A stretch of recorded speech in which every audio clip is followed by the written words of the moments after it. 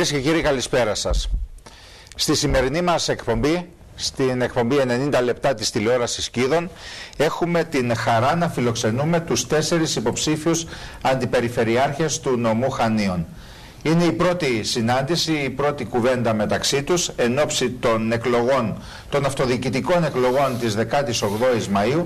41 ημέρες έμειναν μέχρι την εκλογική αναμέτρηση και νομίζω ότι πλέον σιγά σιγά έχουμε μπει για τα καλά σε ρυθμούς προεκλογικής περίοδου. Απόστολος Βουλγαράκης, αντιπεριφερειάρχης Χανίων και υποψήφιος αντιπεριφερειάρχης για μία ακόμη φορά κοντά μας. Ευχαριστώ που είστε μαζί μας. Με το συνδυασμό του Κρήτη Πρώτη Δύναμη του Σταύρου Αρναουτάκη. Θα μου επιτρέψετε να λέω το όνομα του επικεφαλής, γιατί να σας πω την αλήθεια, λίγο τα μπερδεύω με τα ονόματα των συνδυασμών. Γιώργος Αγοραστάκης, υποψήφιος αντιπεριφερειάρχης με το συνδυασμό του Μιχάλη Κριτσοτάκη. Ριζοσπαστική συνεργασία Κρήτης. Ευχαριστώ που είστε κοντά μας. Ο κύριος Αλέκος Μαρινάκης, υποψήφιος αντιπεριφερειάρχης Χανίων με το συνδυασμό του κυρίου Ορφανού. Λαϊκή Συσπήρωση. Λαϊκή Συσπήρωση που υποστηρίζεται από το Κομμουνιστικό Κόμμα Ελλάδος. Και ο κύριος Μανώλης Σταματάκης, υποψήφιος αντιπεριφερειάρχης Χανίων με το συνδυασμό του Σεραφείμ Τσόκα. Κρήτη μπορούμε. Κρήτη μπορούμε. Ευχαριστώ όλους που είστε κοντά μας για να κάνουμε μια συζήτηση που αφορά το παρόν, το μέλλον του νομού Χανίων. Σε μια δύσκολη οικονομικά περίοδο, σε μια περίοδο που για πρώτη φορά την τριετία που πέρασε δοκιμάστηκε ο θεσμός της αιρετής περιφερειακής αυτοδιοίκησης. Και υπό το πρίσμα αυτό νομίζω ότι μπορούμε και να κρίνουμε λίγο το πώς πέρασε αυτή η τριετία, να μας πει και ο κύριος Βουλγαράκης τα προβλήματα τα οποία αντιμετώπισε ο θεσμός αυτός που για πρώτη φορά λειτουργήσε στη χώρα μας, και βέβαια να δούμε και τι είναι αυτό που ο καθένας από εσάς οραματίζεται, σκέφτεται για το μέλλον ενός νομού που όλοι λέμε ότι έχει και αρκετά προβλήματα, αλλά ότι έχει πάρα πολύ σοβαρές προοπτικές. Θα ήθελα, αν είναι δυνατόν και όσο είναι δυνατόν, εγώ να μείνω σε δεύτερο πλάνο στην απόψινή συζήτηση, γιατί νομίζω ότι και οι 4 μπορείτε να βάλετε και τα θέματα και να τα συζητήσετε τα θέματα. Θα ήθελα, αν είναι δυνατόν, να αναπτυχθεί διάλογος, και θα ήθελα επίσης, αν είναι δυνατόν, όσο το δυνατόν να είμαστε πιο περιεκτικοί και σύντομοι για να μπορέσουμε να συζητήσουμε όσο το δυνατόν περισσότερα θέματα. Υπό αυτές λοιπόν τις πρώτες παρατηρήσεις θα ήθελα να δώσω το λόγο στον αντιπεριφερειάρχη Χανίων, τον κύριο Βουλγαράκη, να δούμε πώς λειτουργήσε λοιπόν αυτή την τριετία, κύριε Βουλγαράκη, ο θεσμός της αιρετής περιφερειακής αυτοδιοίκησης σε μια περιοχή όπως η Κρήτη, όπου ζητούμενο λέγαμε, και δεν ξέρω αν εξακολουθούμε να το λέμε, τα προηγούμενα χρόνια ήταν ο συγκριτισμός. Είμαστε μια δύσκολη περιοχή με δύσκολους ανθρώπους, και βέβαια σε μια εποχή όπου ίσως βρεθήκαμε στην δυσκολότερη περίοδο μεταπολεμικά για τη χώρα μας εξαιτίας της οικονομικής κρίσης. Λοιπόν, καταρχήν να ευχηθώ ένα καλό αγώνα σε όλους μας. Ελπίζω με επιχειρήματα και όχι με φωνασίες. Εξάλλου είμαστε μεταξύ μας τόσο γνωστοί που νομίζω ότι μπορούμε αυτό να το κάνουμε στις επόμενες 41 μέρες που είπε Είστε τόσο γνωστοί, θα έλεγα εγώ, που είναι δύσκολο να ανεβάσουμε τόνους. Να προσθέσουμε ότι 3 είμαστε σχεδόν από το ίδιο χωριό. Να ξεκινήσω λέγοντας ότι ο Καλλικράτης στη διέτα του δεύτερου βαθμού, αλλά και του πρώτου, αλλά για τον δεύτερο βαθμό να πούμε, ότι βρέθηκε στη χειρότερη οικονομική συγκυρία που είχε τουλάχιστον από την μεταπολίτευση, να μην πω και παλαιότερα, η χώρα μας. Αυτό λοιπόν δημιούργησε πάρα πολλά προβλήματα και πολλές τρευλώσεις από την αρχή. Εγώ βέβαια προσωπικά πιστεύω ότι ο θεσμός του δεύτερου βαθμού ήταν μονόδρομος για τη χώρα μας, δεν θα μπορούσε να συμπορευθεί με τις άλλες χώρες στους ρυθμούς και τους τρόπους της ανάπτυξης. Άρα λοιπόν είναι ένας αναγκαίος θεσμός. Βέβαια, ο θεσμός αυτός παρουσιάζει προβλήματα, τα οποία βέβαια κατά καιρούς εμείς τα θέσαμε, εγώ τα έθεσα. Δεν θα πω λεπτομέρειες για τις δυσκολίες που έχει ο θεσμός. Να διακόψω λίγο. Ναι. Είπατε ότι ήταν ανάγκη για τη χώρα μας ο θεσμός του δεύτερου βαθμού. θα συμφωνήσουμε όλοι, νομίζω απόλυτα μαζί σας. Βέβαια το θεσμό αυτό μέχρι το 2010 λέγαμε δεύτερο βαθμό, να θυμίσω, τις νομαρχίες, τις νομαρχιακές αυτοδιοικήσεις, οι οποίες ήταν εκλεγμένες και αυτές. Ξεκίνησε να λειτουργεί αυτός ο θεσμός επικαποδίστρια και από πάνω υπήρχε ο τρίτος βαθμός που ήταν ο διορισμένος περιφερειάρχης. Αφού το θέσατε έτσι, να πω ότι ο θεσμός αυτός της αποκεντρωμένης διοίκησης, κατά την εκτίμησή μου τουλάχιστον, πιστεύω και άλλων αυτοδιοικητικών, θα πρέπει να κλείσει τον κύκλο της, δεν παίζει κανένα ρόλο, ουσιαστικά έχει αρμοδιότητες μόνο καπελώματος των 2 βαθμών αυτοδιοίκησης και παίζει ένα ρόλο σε κάποιες κρατικές υπηρεσίες που νομίζω ότι μπορεί να τις αναλάβει, όπως είναι, ξέρω εγώ, το δοσαρχείο ή άλλους φορείς στο δημοσίο, που μπορεί να τα αναλάβει εξ ολοκλήρου ο δεύτερος βαθμός αυτοδιοίκησης. Εγώ λοιπόν θα πω μόνο ένα πρόβλημα που καταρχήν, βέβαια, μετά θα πούμε κι άλλα ίσως με τη συζήτηση. Αυτό το κίνδυνο που βλέπω εγώ είναι ότι υπάρχει μια λογική σχεδόν στο σύνολο των φορέων που διοικούν τη χώρα εδώ και χρόνια. Προσωπική μου άποψη, το μεγαλύτερο πρόβλημα είναι ότι δεν πραγματοποιήσαμε ουσιαστική αποκέντρωση ποτέ. Επιχειρείται με το δεύτερο βαθμό. Επιχειρείται. Όμως με ένα ίσως τρευλό τρόπο που θέλει διόρθωση κυρίως στην ψυχολογία, στην άποψη, στην πολιτική που θα έχει ο κάθε επικεφαλής. Δηλαδή, δεν μπορεί να μετατρέψουμε την Ελλάδα, που κατέστρεψε για μένα την Ελλάδα το αθηνοκεντρικό κράτος, να το μετατρέψουμε σε 3 αθηνοκεντρικά κράτη. Εμείς στην Κρήτη θεωρώ ότι είχαμε μια ευτυχή συγκυρία με τον Περιφερειάρχη τον κύριο Αρναουτάκη, που είναι έξω από τις προθέσεις του και το απέδειξε κατά χέρους. Αυτό όμως θα πρέπει και θεσμικά να αλλάξει, γιατί παρατηρώ ήδη πάρα πολλές τρευλώσεις που γίνονται και αυτό θα πρέπει θεσμικά πια και νομικά και νομοθετικά να αλλάξει πάση θυσία. Επίσης θέλω να πούμε και 2 λόγια γιατί κατεβήκαμε και τι θέλαμε να κάνουμε και πώς λειτουργήσαμε. Θα πω για μένα 2 πράγματα, νομίζω πρέπει να τα πω. Πριν το πούμε αυτό, θα το πούμε στο δεύτερο γύρο, θα σας ξαναδώσω το λόγο. Νομίζω ότι είναι καλό να έχουμε ένα σχόλιο και από τους υπόλοιπους 3 για τον βαθμό, αυτό τον καινούργιο βαθμό που λειτουργήσε αυτή την τριετία στην χώρα μας και που εγώ κατάλαβα από αυτά τα οποία είπατε εσείς, επειδή ήσασταν και ο πρώτος που τον λειτουργήσατε στα Χανιά και στην Κρήτη γενικότερα μαζί με τον Περιφερειάρχη, τον κύριο Αρναουτάκη, ότι το ένα βασικό πρόβλημα ήταν η οικονομική κρίση και τα προβλήματα που δημιούργησε, και το δεύτερο βασικό πρόβλημα είναι ότι δεν νιώσατε ποτέ ότι είστε ελεύθεροι να λειτουργήσετε από το κεντρικό κράτος, ότι δηλαδή είχε το μάτι του και το χέρι του από πάνω, από τον θεσμό με το θεσμό της αποκεντρωμένης διοίκησης, για να μπορεί να επεμβαίνει στη λειτουργία και του δεύτερου βαθμού. Να πω κάτι μόνο, είναι σημαντικό για να το ξέρουν οι συνάδελφοι. Οι συνυποψήφοι, πώς θα λεγόμαστε τώρα. Συνυποψήφοι. Να σκεφτείτε ότι λειτουργεί ο θεσμός των ελέγχων με τέτοιο τρόπο που στις 25 του Μάρτη θέλησα να πλύνω το αυτοκίνητο, επειδή δεν πρόβανα να το πλύνω στο σπίτι μου, το κρατικό αυτοκίνητο, το οποίο στοιχίζει 10 ευρώ με μια συμφωνία. Και θα έπρεπε να πάρει την αντίστοιχη υπηρεσία του δημοσιονομικού ελέγχου, να πει ότι ξέρεις, τώρα πλύνω το αυτοκίνητο, το περιάρχη και στοιχίζει 10 λεφτά για να εγκρίνει την πίστοση. Δηλαδή, τέτοιοι είναι οι δεσμοί που αναπτύσσονται και ο υπερβάλλον ζήλος ίσως κάποιων υπαλλήλων. Αλλά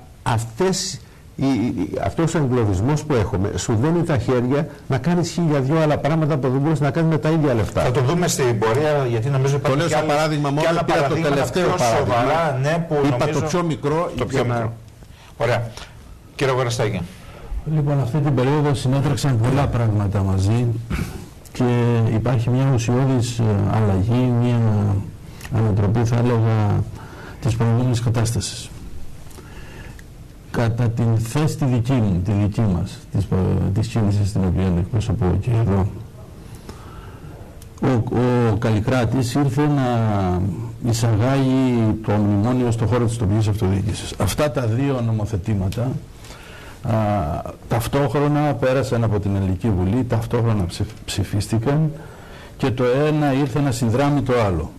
Έχουμε λοιπόν εδώ να πούμε ότι έχουμε μια καθαρή εφαρμογή του μνημονίου και ότι ακολούθησε και γνωρίζουν όλοι στη χώρα μας και στο χώρο της δευτεροβάθμιας αυτοδιοίκησης. Η δευτεροβάθμια αυτοδιοίκηση διέλυσε στην κυριολεξία το υπάρχον σύστημα που υπήρχε στο παρελθόν, που ήταν η νομαρχιακή αυτοδιοίκηση, αυτή ήταν η δευτεροβάθμια αυτοδιοίκηση, δημιούργησε ένα πολύ μεγαλύτερο μέγεθος σε περιφερειακό επίπεδο, χωρίς να βοηθήσει ουδόλως τον αυτοδιοικητικό χαρακτήρα της δευτεροβάθμιας αυτοδιοίκησης. Αντίθετα, τον διέλυσε και σήμερα θα έλεγα εγώ ότι η δευτεροβάθμια αυτοδιοίκηση είναι περισσότερο ετεροδιοίκηση, είναι εξάρτημα της κρατικής διοίκησης παρά αυτοδύναμη, αυτόνομη αυτοδιοίκηση όπως θέλει και το Σύνταγμα και θέλουν στην αυτοδιοίκηση χρόνια. Επειδή έχετε διατελέσει αντινομάρχης, να ρωτήσω πάλι κάτι. Όχι μόνο αντινομάρχης, αυτά που σας λέω, σε αυτά που σας λέω ήμουνα μέλος της διοίκησης της ΕΝΑΕ και συμμετείχα σε όλες τις διαδικασίες σε προηγούμενο διάστημα στα θεσμικά ζητήματα, στο θέμα της αποκέντρωσης του κράτους, στο θέμα της δημιουργίας της περιφερειακής αυτοδιοίκησης και της πρωτοβάθμιας. Άρα έχω απευθείας γνώση όλων των πραγμάτων. Ακούστε τι θέλω να σας ρωτήσω. Ο κύριος Βουλγαράκης αναφέρθηκε καθαρά στο θεσμό της αποκεντρωμένης διοίκησης και στο πώς επεμβαίνει μέσω αυτού το κράτος στη λειτουργία της περιφερειακής αυτοδιοίκησης. Στις νομαρχίες παλιότερα είχαμε τον Περιφερειάρχη, όπου ουσιαστικά ασκούσε αυτό το ρόλο γιατί ήταν διορισμένος από το κράτος. Αυτό είναι το ένα, άρα και εσείς είχατε τον έλεγχο του κράτους πάνω από εσάς και νομίζω ότι σε ό,τι αφορά αυτό που είπατε για το δεύτερο βαθμό της αυτοδιοίκησης, τώρα με τον Καλλικράτη έχουμε μια ενωμένη αυτοδιοίκηση όπου σε επίπεδο νομού τον ρόλο των νομαρχιών δεν μπορούμε να πούμε ότι δεν τον ασκεί η αντιπεριφέρεια. Θα σας πω για αυτά. Καταρχήν, πριν τον Καλλικράτη συζητούσαμε στο επίπεδο της αυτοδιοίκησης, της δευτεροβάθμιας αυτοδιοίκησης, το θέμα πώς θα αποκεντρωθεί το κράτος προς την αυτοδιοίκηση. Θα αποκεντρώσει δηλαδή τις αρμοδιότητες τους προς την περιφέρεια και προς το δεύτερο βαθμό αυτοδιοίκησης. Δεν συνέβη αυτό το πράγμα. Το κράτος διατήρησε αλόβητες τις αρμοδιότητες του, απλώς έκανε μια ανακατανομή εσωτερικά στην αυτοδιοίκηση μεταξύ πρώτου και δεύτερου βαθμού. Την παλιά κρατική περιφέρεια τη διατήρησε ως οντότητα διοικητική, κρατική διοικητική, στην ίδια θέση που υπήρχε παλιά η κρατική. Θα με συγχωρήσετε να πω όχι έτσι θα σας πω. Για να σας δώσω ένα παράδειγμα. Τα κονδύλια του ΕΣΠΑ για παράδειγμα, παλιότερα τα διαχειριζόταν η περιφέρεια. Τώρα τα διαχειρίζεται η αποκεντρωμένη διοίκηση. Λοιπόν, η περιφέρεια σήμερα που διαχειρίζεται το περιφερειακό πρόγραμμα είναι υπεργολάβος. Δεν είναι διαχειριστής του περιφερειακού προγράμματος. Είναι υπεργολάβος μιας άλλης διαχειριστικής αρχής, η οποία είναι σε υψηλότερο επίπεδο και η οποία εξαρτάται απόλυτα από τον Υπουργό Ανάπτυξης. Όχι, να κάνω μια παρατήρηση. Όχι, να την ολοκληρώσω την κουβέντα μου και μετά πες το. Συγγνώμη. Λοιπόν, εδώ έχουμε ένα υπερπεριφερειακό πρόγραμμα και μια υπερπεριφερειακή, ας το πω έτσι, διαχειριστική αρχή που λέγεται Αιγαίου, για όλο το Αιγαίο, Βόρειο, Νότιο Αιγαίο και Κρήτη. Και ένα τμήμα του προγράμματος αυτού που διαχειρίζεται αυτή η διαχειριστική αρχή έχει ανατεθεί να το διαχειριστεί ως υπεργολάβος, ξαναλέω, η παλιά διαχειριστική αρχή της περιφέρειας Κρήτης. Αυτό προϊστάμενος όμως, Γιώργο μου, είναι ο εκάστοτε περιφερειάρχης. Ναι, αλλά δεν συμμετέχει, λέω, σε αυτή τη φάση. Αυτός μοιράζει τα λεφτά. Δεν μοιράζει τίποτα τα λεφτά. Τα λεφτά τις αποφάσεις τις παίρνουν παραπάνω. Αυτός εκτελεί τις αποφάσεις των παραπάνω. Μην επιμένετε σε αυτό. Όχι, μην επιμένετε. Αυτό λέει ο νόμος. Δηλαδή τις εντάξεις ποιος τις κάνει. Τις εντάξεις τις κάνει το παραπάνω όργανο. Διαχειριστική αρχή. Ο ίδιος ο περιφερειάρχης αυτά θέλει να λέει ο κύριος Αρναουτάκης. Μα εγώ τα λέω αυτά, δεν τα λέω ο Αρναουτάκης, Γιώργο. Ο Αρναουτάκης λέει ότι εγώ εντάσσω, εγώ λέω λοιπόν ότι δεν εντάσσει αυτός, εντάσσει ο παραπάνω. Αυτά λέει ο νόμος. Μην αφιλώνετε. Αυτός ανοίγει τον κωδικό και λέει τώρα μοιράζω λεφτά στην Κρήτη σε αυτόν τον κωδικό. Για να μετά τι μοιράζει. Μετά αφήστε τώρα να σας πω μετά τι μοιράζει και τι μοίρασε. Μην λέμε πράγματα που δεν συμβαίνουν νομικά. Δηλαδή το νομικό καθεστώς είναι σαφές. Αλλά γιατί δεν με αφήνετε να ολοκληρώσω? Γιατί τέθηκε ένα ζήτημα θεσμού. Είναι βασικό μας να το λύσουμε αυτό. Θα το λύσουμε λοιπόν. Και γι' αυτό άφησα τον κύριο Βουλγαράκη να επέμβει. Θα μου δώσετε όμως τη συνέχεια να πω για το θεσμό. Απλά ακούστε, όχι, να διευκρινίσουμε κάτι γιατί εγώ θέλω να το διευκρινίσω. Σήμερα για παράδειγμα εντάχθηκαν, όχι δημοπρατήθηκαν αν δεν κάνω λάθος, υπεγράφησαν τα 11 εκατομμύρια για τον βιολογικό της Γεωργιούπολης. Αυτό το έργο εγώ ξέρω ότι το ενέταξε η Περιφέρεια Κρήτης. Είναι έτσι ή δεν είναι? Που το απέταξε το τομεακό πρόγραμμα του περιβάλλοντος. Μπορεί να εντάσει λοιπόν ή δεν μπορεί? Μπορεί να διαχειρίζεται ή δεν μπορεί? Είναι βασικό και κομβικό αυτό. Είπα, εσείς λέτε δεν μπορεί καθόλου. Οι αποφάσεις είναι στην παραπάνω διαχειριστική αρχή. Αυτά λέει ο νόμος. Βεβαίως θα το περιφερειάρχης. Μα άφησε. Γιατί να λέμε το είπατε, δεν το δέχεται. Βεβαίως. Ο κύριος Ανανουτάκης λέει ότι εγώ εντάσσω. Συνεννοείται φυσικά και εντάσσουν μαζί. Αλλά το πρόβλημα δεν είναι μόνο αυτό. Κάποιος σχεδιάζει και εντάσσει. Μα προσέξτε να δείτε που έχουμε φτάσει τώρα. Μιλάμε για ένα πρόγραμμα αναπτυξιακό μιας περιφέρειας και στο οποίο αναπτυξιακό πρόγραμμα έχει την απόλυτη εξουσία ένας άνθρωπος. Ένας άνθρωπος. Το θέμα της ανάπτυξης της Κρήτης είναι θέμα ενός ανθρώπου, ενός μονοπρόσωπου οργάνου. Καμία δεν έχει σχέση στη διαχείριση των προγραμμάτων το Περιφερειακό Συμβούλιο και καμία συλλογική διαδικασία δεν ακολουθείται σε επίπεδο περιφέρειας. Να προσθέσω τώρα, η Εκτελεστική Επιτροπή δεν έχει καμία αρμοδιότητα. Καμία αρμοδιότητα δεν έχει. Ποια συλλογική διαδικασία έχει γίνει στα χωριά, έχει περάσει από την Εκτελεστική. Ποια συλλογική διαδικασία ακολουθήσατε στο επόμενο κοινοτικό πλαίσιο στήριξης τώρα, στο νέο ΣΕΣ? Στο νέο ΣΕΣ. Που έχει υποβληθεί στην κοινότητα, που έχει υποβληθεί στο Υπουργείο. Να απαντήσω. Λοιπόν, να αφήσετε να τελειώσουμε στο προηγούμενο. Λοιπόν, εγώ λέω ότι ο θεσμός αυτός χάλασε ό,τι υπήρχε βάσει περιπτώσεις στο παρελθόν, ακύρωσε την πολιτική υπόσταση της αυτοδιοίκησης στο επίπεδο του νομού. Το μόνο πράγμα το οποίο άφησε είναι το μονοπρόσωπο όργανο που λέγεται αντιπεριφερειάρχης σε επίπεδο νομού. Χάλασε λοιπόν τα συλλογικά όργανα και ενέταξε όλο το θέμα της πολιτικής διαχείρισης των προβλημάτων σε επίπεδο νομού, το ενέταξε στο κέντρο, στο Ηράκλειο. Αυτό είναι μια μεταβολή η οποία είναι ουσιώδης που επρόκυψε τώρα σε σχέση. Βάλτε μια ανωτελεία σε αυτό, θα τα πούμε στη συνέχεια. Κύριε Σταματάκη, θα ήθελα να μου πείτε και εσείς το δικό σας σχόλιο για να δώσω το λόγο στον κύριο Μαρινάκη μετά και αμέσως μετά νομίζω έχουμε αρκετά να συζητήσουμε. Είναι γεγονός ότι η εφαρμογή του Καλλικράτη στο δεύτερο βαθμό αυτοδιοίκησης συνέπεσε με μια δύσκολη οικονομικά περίοδο της χώρας. Αυτό είναι το ένα σημείο που κρατάμε. Το δεύτερο είναι ότι δεν μπορούμε να τα ρίχνουμε όμως πάνω σε αυτό, εάν πέτυχε ή δεν πέτυχε ο θεσμός της εφαρμογής του Καλλικράτη στο δεύτερο βαθμό. Μπαίνουν και άλλα θέματα μέσα. Πρώτον, πόσο αυτά που προβλεπόταν από τον Καλλικράτη εφαρμόστηκαν, πόσο διεκδικητικοί είμαστε πάνω σε αυτό το πλαίσιο, το θεσμικό πλαίσιο που υπάρχει, πόσο πιάνουν τόπο, να το πούμε έτσι, αυτά που τελικά αποφασίζουμε να κάνουμε, και αυτό είναι που εισπράττει και σε τελευταία ανάλυση ο πολίτης. Αυτά λοιπόν είναι θέματα συζήτησης. Ο Καλλικράτης είχε τα προβλήματά του, όντως, και αυτό που είπε ο κ. Βουλγαράκης, ότι υπάρχει ο θεσμός του Περιφερειάρχη Αποκεντρωμένης Διοίκησης, είναι ένα θέμα περισσότερο ελέγχου της νομιμότητας πράξεων και αποφάσεων των συλλογικών οργάνων, είτε του πρώτου είτε του δεύτερου βαθμού αυτοδιοίκησης, που είναι και το κυριότερο. Θα μπορούσε να γίνεται ίσως από μια άλλη αρχή ή οτιδήποτε άλλο, θα μπορούσε αυτό κάποια στιγμή να φτάσουμε σε αυτό το επίπεδο. Και όπως είπε, κάποιες από τις υπηρεσίες τις οποίες έχει υπό την ομπρέλα του, υπό την αρμοδιότητά του, να μεταφερθούν στον ερετό περιφερειάρχη. Ο δικός σας συνδυασμός.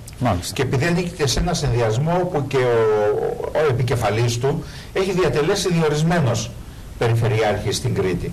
Ο δικός σας συνδυασμός λοιπόν πιστεύει ότι ο Καλλικράτης δίνει αρμοδιότητες, δίνει δυνατότητες, δίνει εξουσίες και ευκαιρίες διαχείρισης κονδυλίων και προοπτικής και σχεδιασμού και ανάπτυξης στον δεύτερο βαθμό, ή θα συμφωνήσετε με την άποψη του κ. Αγοραστάκη ότι ουσιαστικά τα έχει περιορίσει όλα αυτά και λειτουργεί μόνο με το μακρύ χέρι του κράτους από πάνω, με το καπέλο του κράτους από πάνω?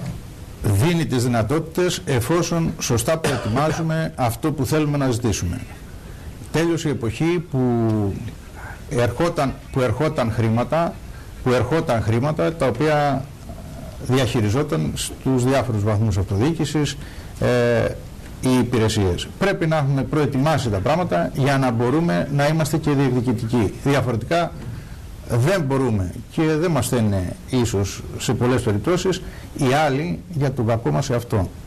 Δηλαδή έχουμε τη δυνατότητα πολλές φορές μέσα από τις διαδικασίες, μέσα από τον στρατηγικό σχεδιασμό που υπάρχει, ο οποίος θα έπρεπε να έχει αναθεωρηθεί, θα έπρεπε να έχουμε προετοιμαστεί ίσως για το επόμενο το νέο ΕΣΠΑ, το ΣΕΣ, το οποίο οι περισσότεροι πόροι πηγαίνουν στην καινοτομία και στη δικτύωση.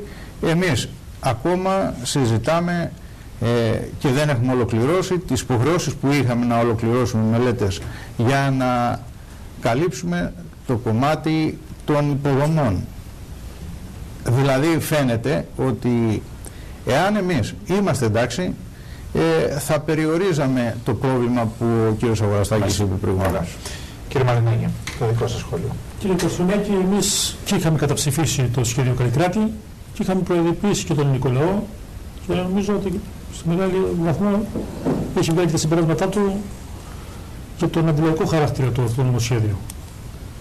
Ο Καλλικράτης, αυτό που είχαμε πει εμείς, είναι ότι γίνεται το μακρύ χέρι της κεντρικής εξουσίας και της Ευρωπαϊκής Ένωσης σε αυτό που ξέραμε σαν τοπική διοίκηση, αυτοδιοίκηση, σαν αυτοδιοίκηση.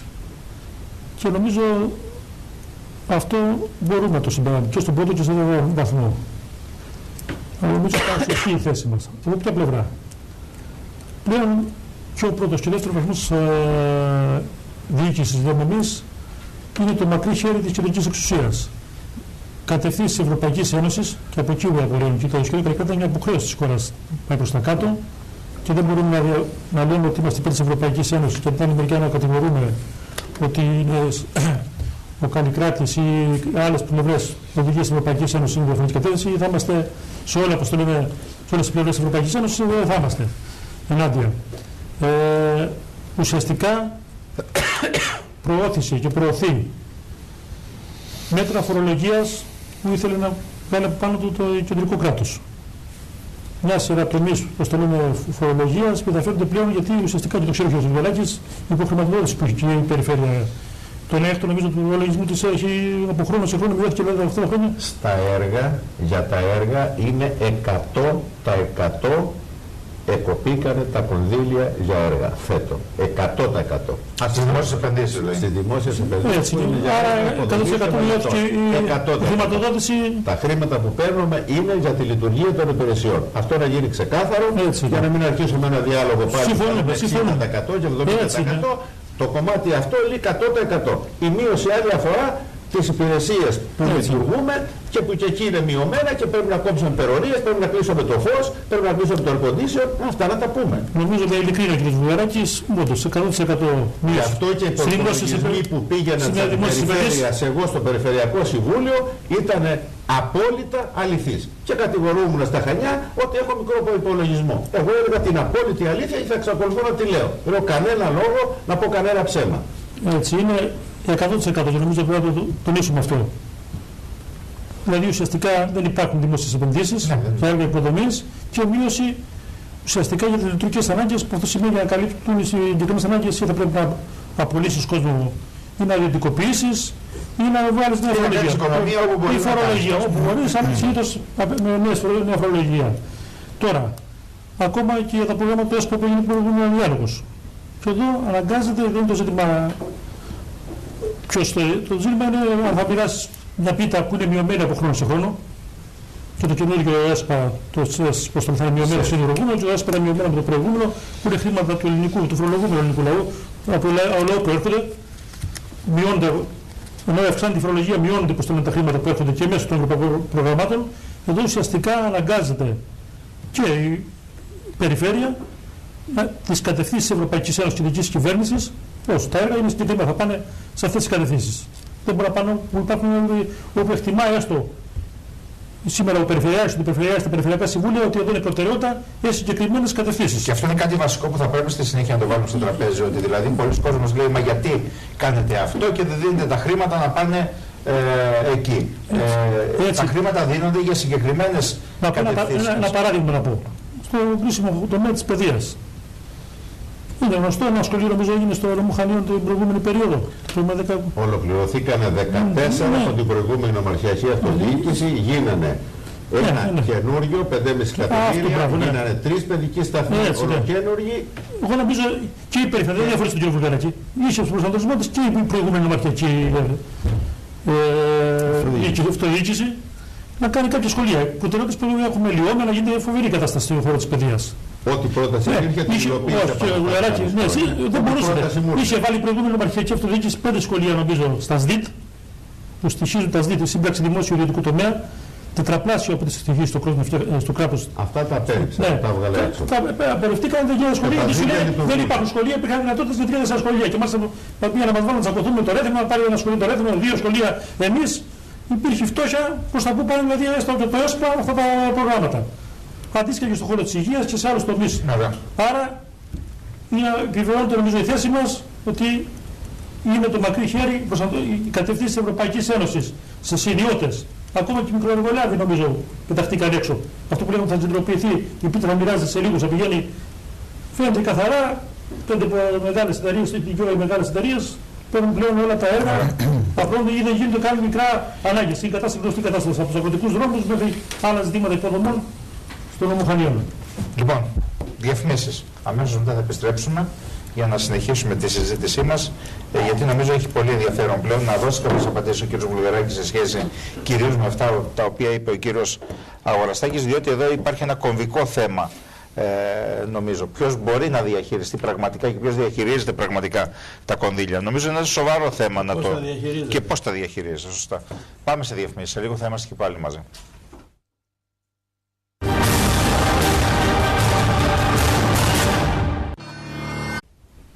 Η πρώτη τηλεοπτική αναμέτρηση των υποψηφίων αντιπεριφερειαρχών Χανίων, κυρίες και κύριοι, σε εξέλιξη στην εκπομπή 90 λεπτά και στην τηλεόραση Κίδων, και νομίζω ότι πλέον η συζήτηση σιγά σιγά και μπαίνει σε ένα δρόμο και αρχίζει να ανάβει κιόλας, κύριε Βουλγαράκη. Έχετε να δώσετε κάποιες απαντήσεις σε σχέση με αυτά που είπε ο κύριος Αγοραστάκης, γιατί νομίζω ότι εκεί υπάρχει μια ουσιαστική διαφορά απόψεων, από ότι εγώ τουλάχιστον καταλαβαίνω και διακρίνω.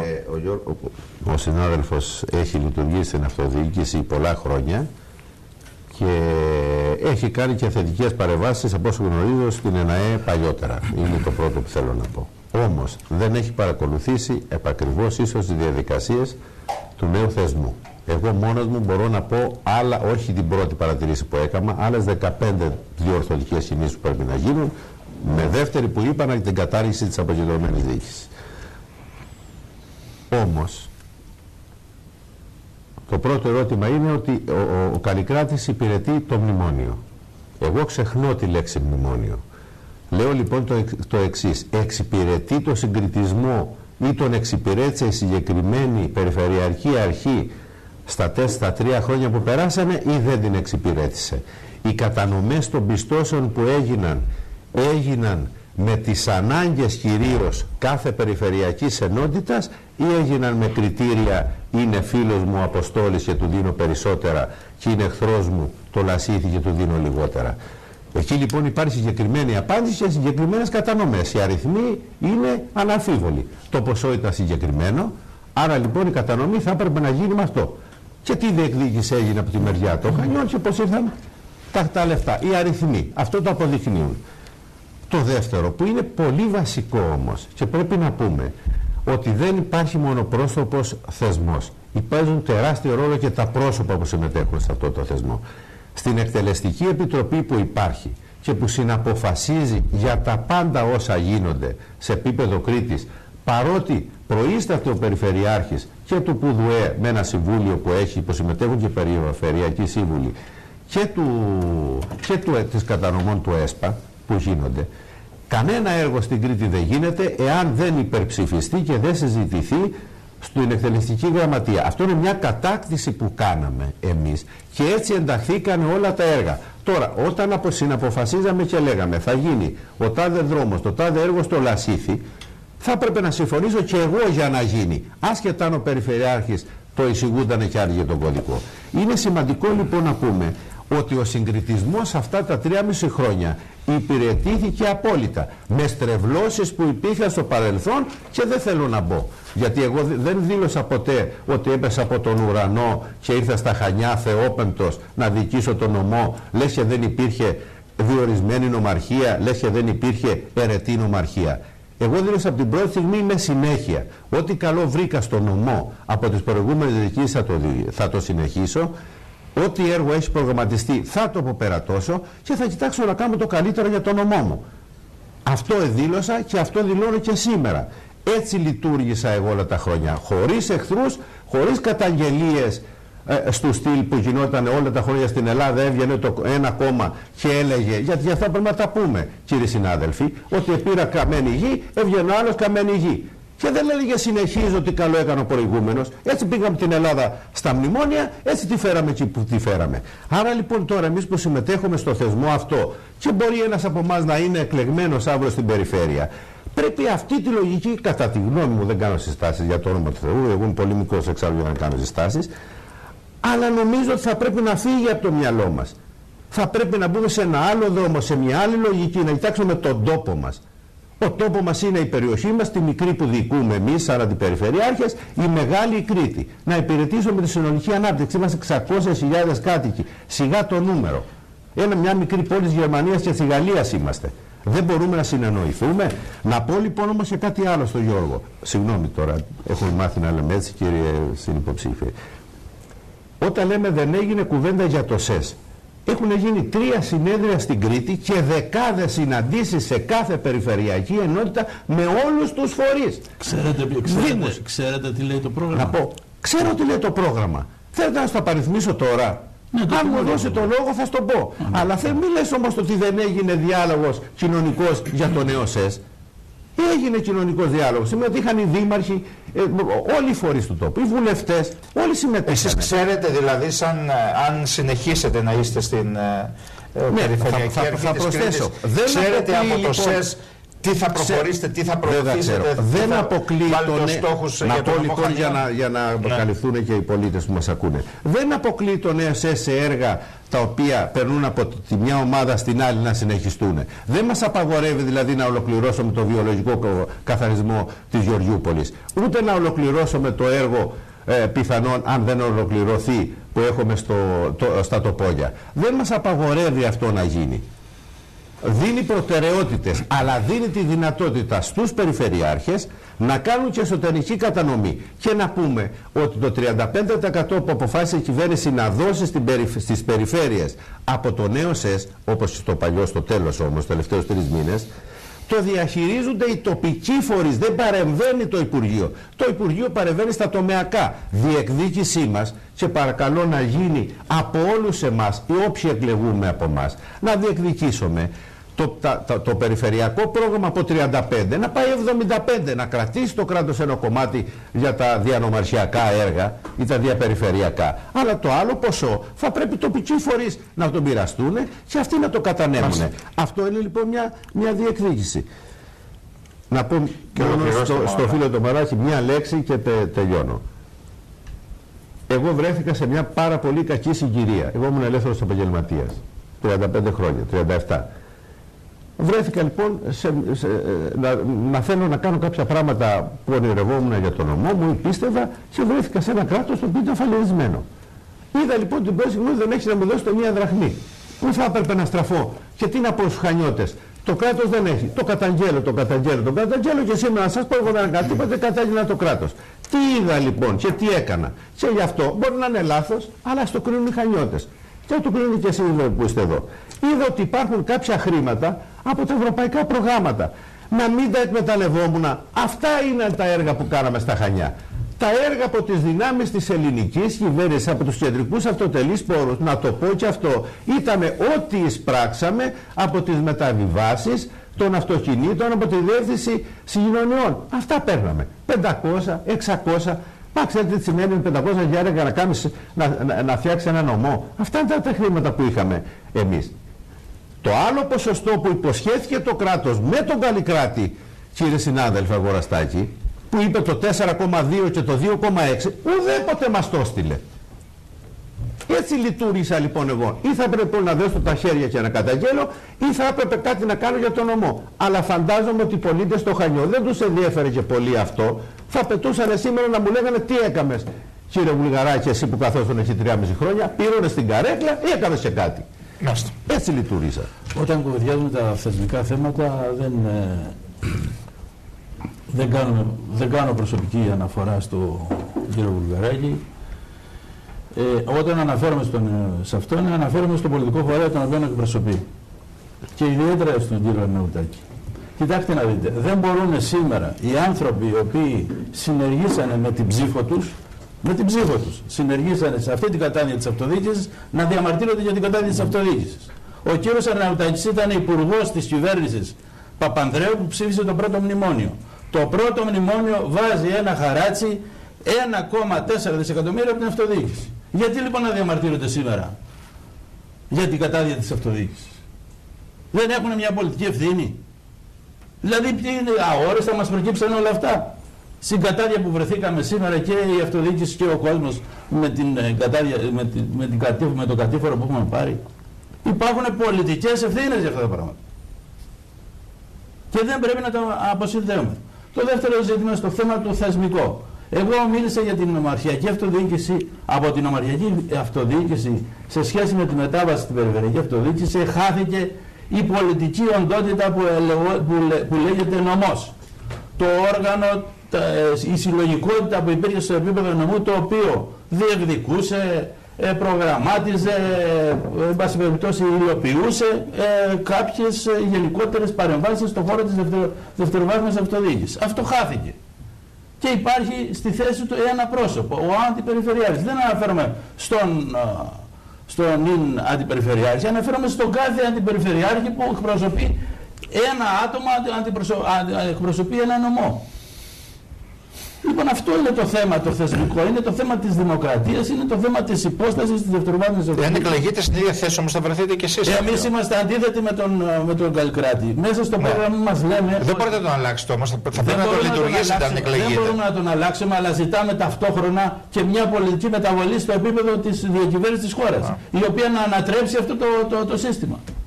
Να ανατρέψει αυτό το σύστημα, για να βρούμε ένα άλλο δρόμο πώς θα αντιμετωπίσουμε τις καταστάσεις.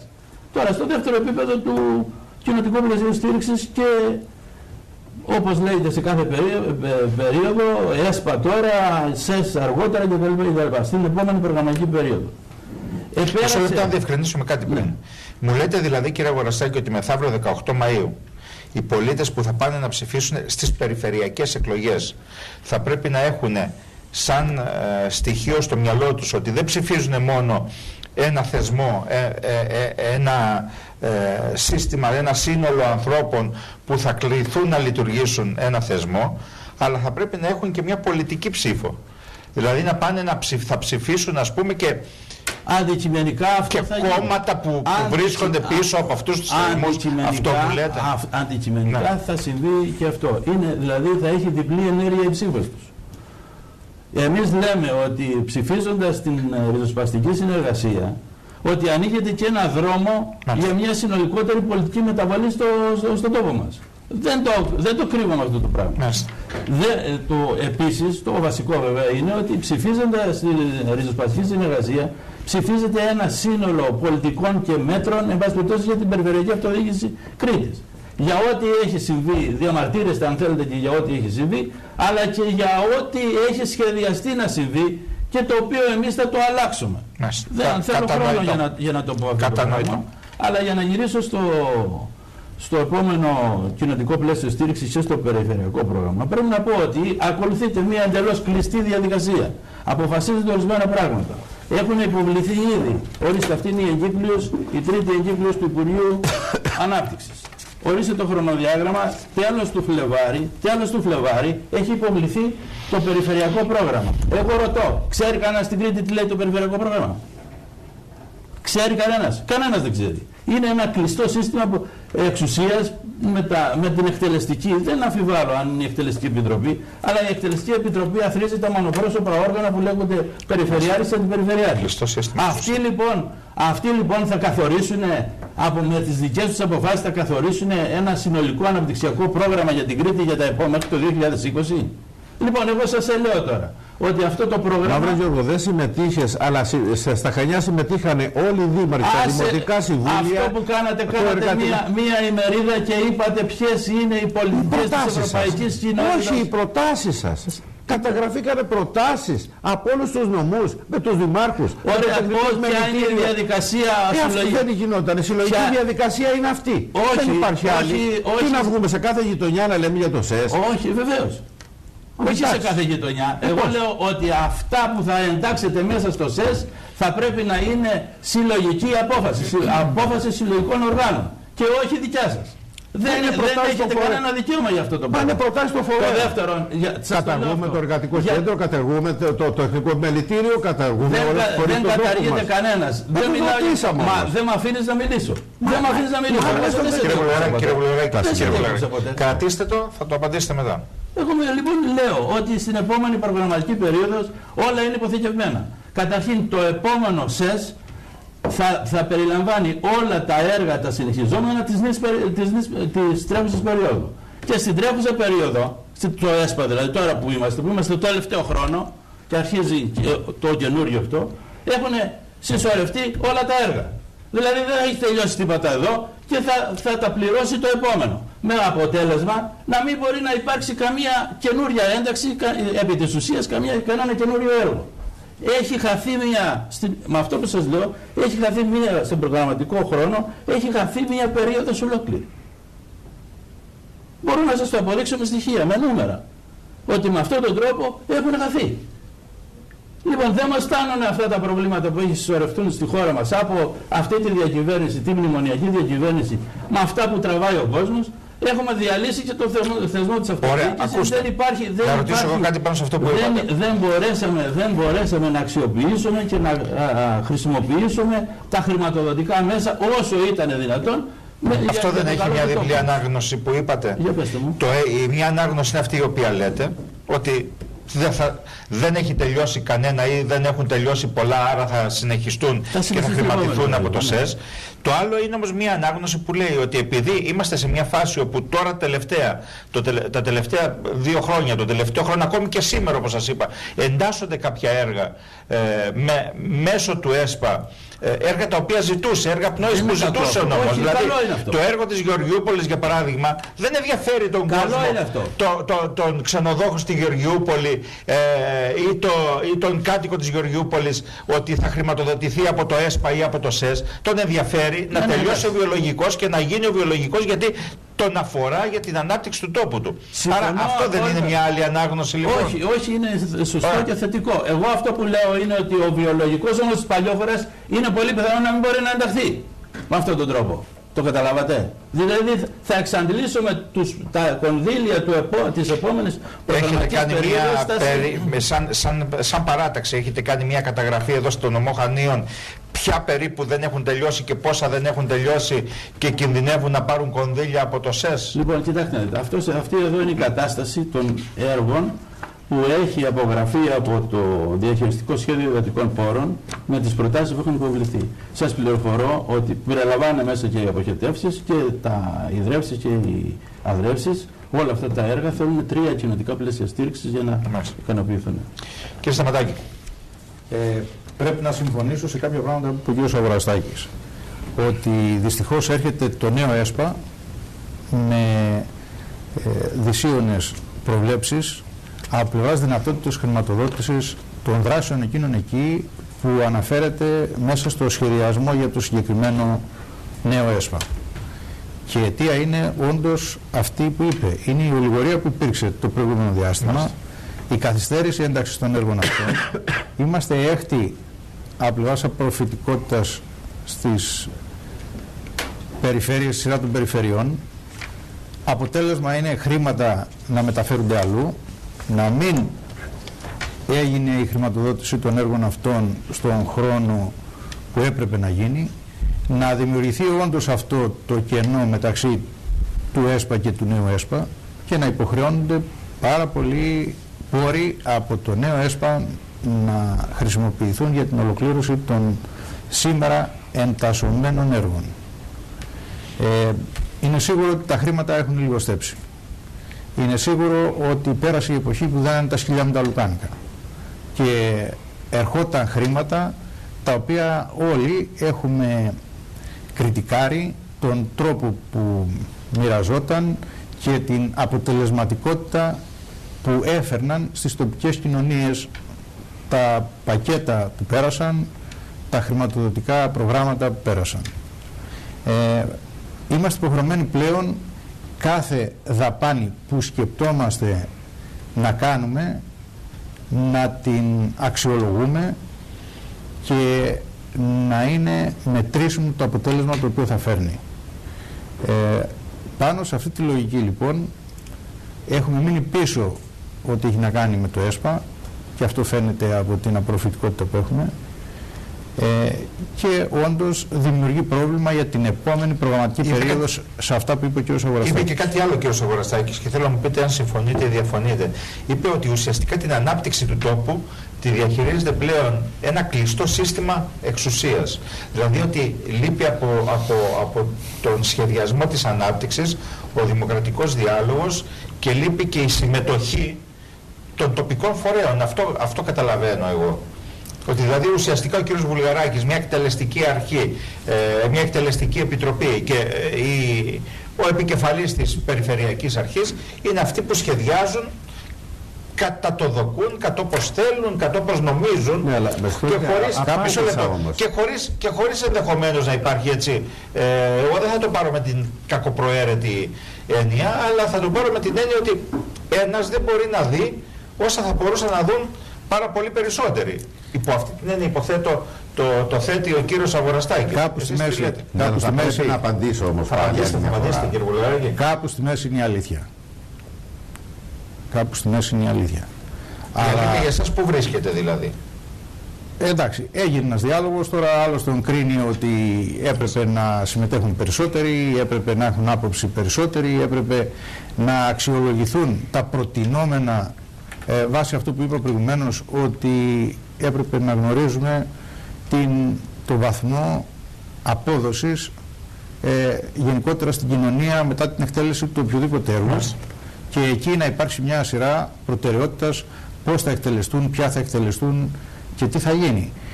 Αυτό είναι το ένα κομμάτι. Το δεύτερο κομμάτι είναι ότι αυτά τα πράγματα τα οποία εν πάση περιπτώσει έχουν ενταχθεί μέσα στον προγραμματισμό για το νέο ΣΕΣ, κατά πόσον είναι δυνατόν, βάζοντας αυτή την προτεραιότητα, ποια θα εκτελεστούν από αυτά. Εντάξει, ο κ. Αγοραστάκης έθεσε το θέμα ότι έπρεπε να συμμετέχουν κι άλλοι στην... Ποιοι? Ναι, έτσι είπε, γι' αυτό λέω ότι έβαλε ότι πρέπει να συμμετέχουν κι άλλοι φορείς. Δεν τους κατονόμασε και πασπετός δεν ξέρω ποιους εννοεί ότι θα έπρεπε να συμμετέχουν. Πάντως το ζητούμενο είναι ότι αυτά τα πράγματα που έχουν μπει μέσα, πόσα, γιατί σήμερα πάνω κάτω ξέρουμε τι θα γίνει ή ποιο είναι το ποσό εκείνο εκεί, πόσο της 100 είναι, αν το εκμεταλλευτούμε 100% το νέο πρόγραμμα,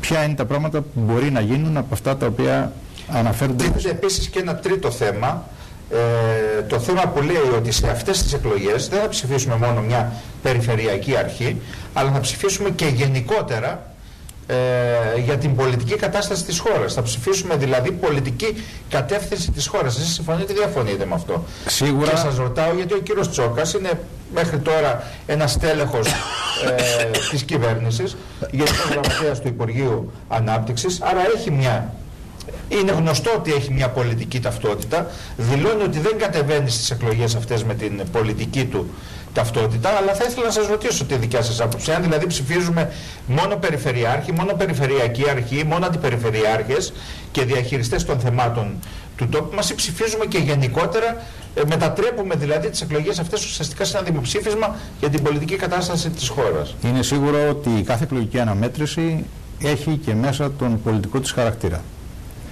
Σίγουρα όμως οι συγκεκριμένες εκλογές, και μιλάμε για τις περιφερειακές εκλογές, είναι αυτοδιοικητικές εκλογές. Βασικό χαρακτηριστικό όλης αυτής της εκλογικής αναμέτρησης παίζουν τα πρόσωπα και μην πει κανένας, καθένας έχει την πολιτική του ταυτότητα και πιστεύω ότι και η πολιτική διαδρομή μας μέχρι σήμερα έχει δείξει ότι κανένας δεν γεννήθηκε από παρθενογέννηση. Κάπου πολιτικά ανήκει. Το θέμα είναι ότι εάν κατά τη διάρκεια της θητείας του όπου εκλεγεί αυτήν την πολιτική του ταυτότητα την έχει χρησιμοποιήσει ως ένα μέσον είτε εκλογής του είτε λειτουργίας του. Και νομίζω ότι ο καθένας γνωρίζει την πολιτική διαδρομή καθενός και μπορεί να εξάγει τα συμπεράσματά του πάνω σε αυτό. Είναι σίγουρο ότι ο Γενικός Γραμματέας, ο υποψήφιος Περιφερειάρχης, ο κύριος Τσόκας, ναι, υπήρξε Γενικός Γραμματέας στην Κρήτη. Σίγουρα ήταν για 5 χρόνια πριν το θεσμό της αιρετής περιφερειάς. Νομίζω ότι όλοι κάτι έχουν καταγράψει σε αυτήν την θητεία.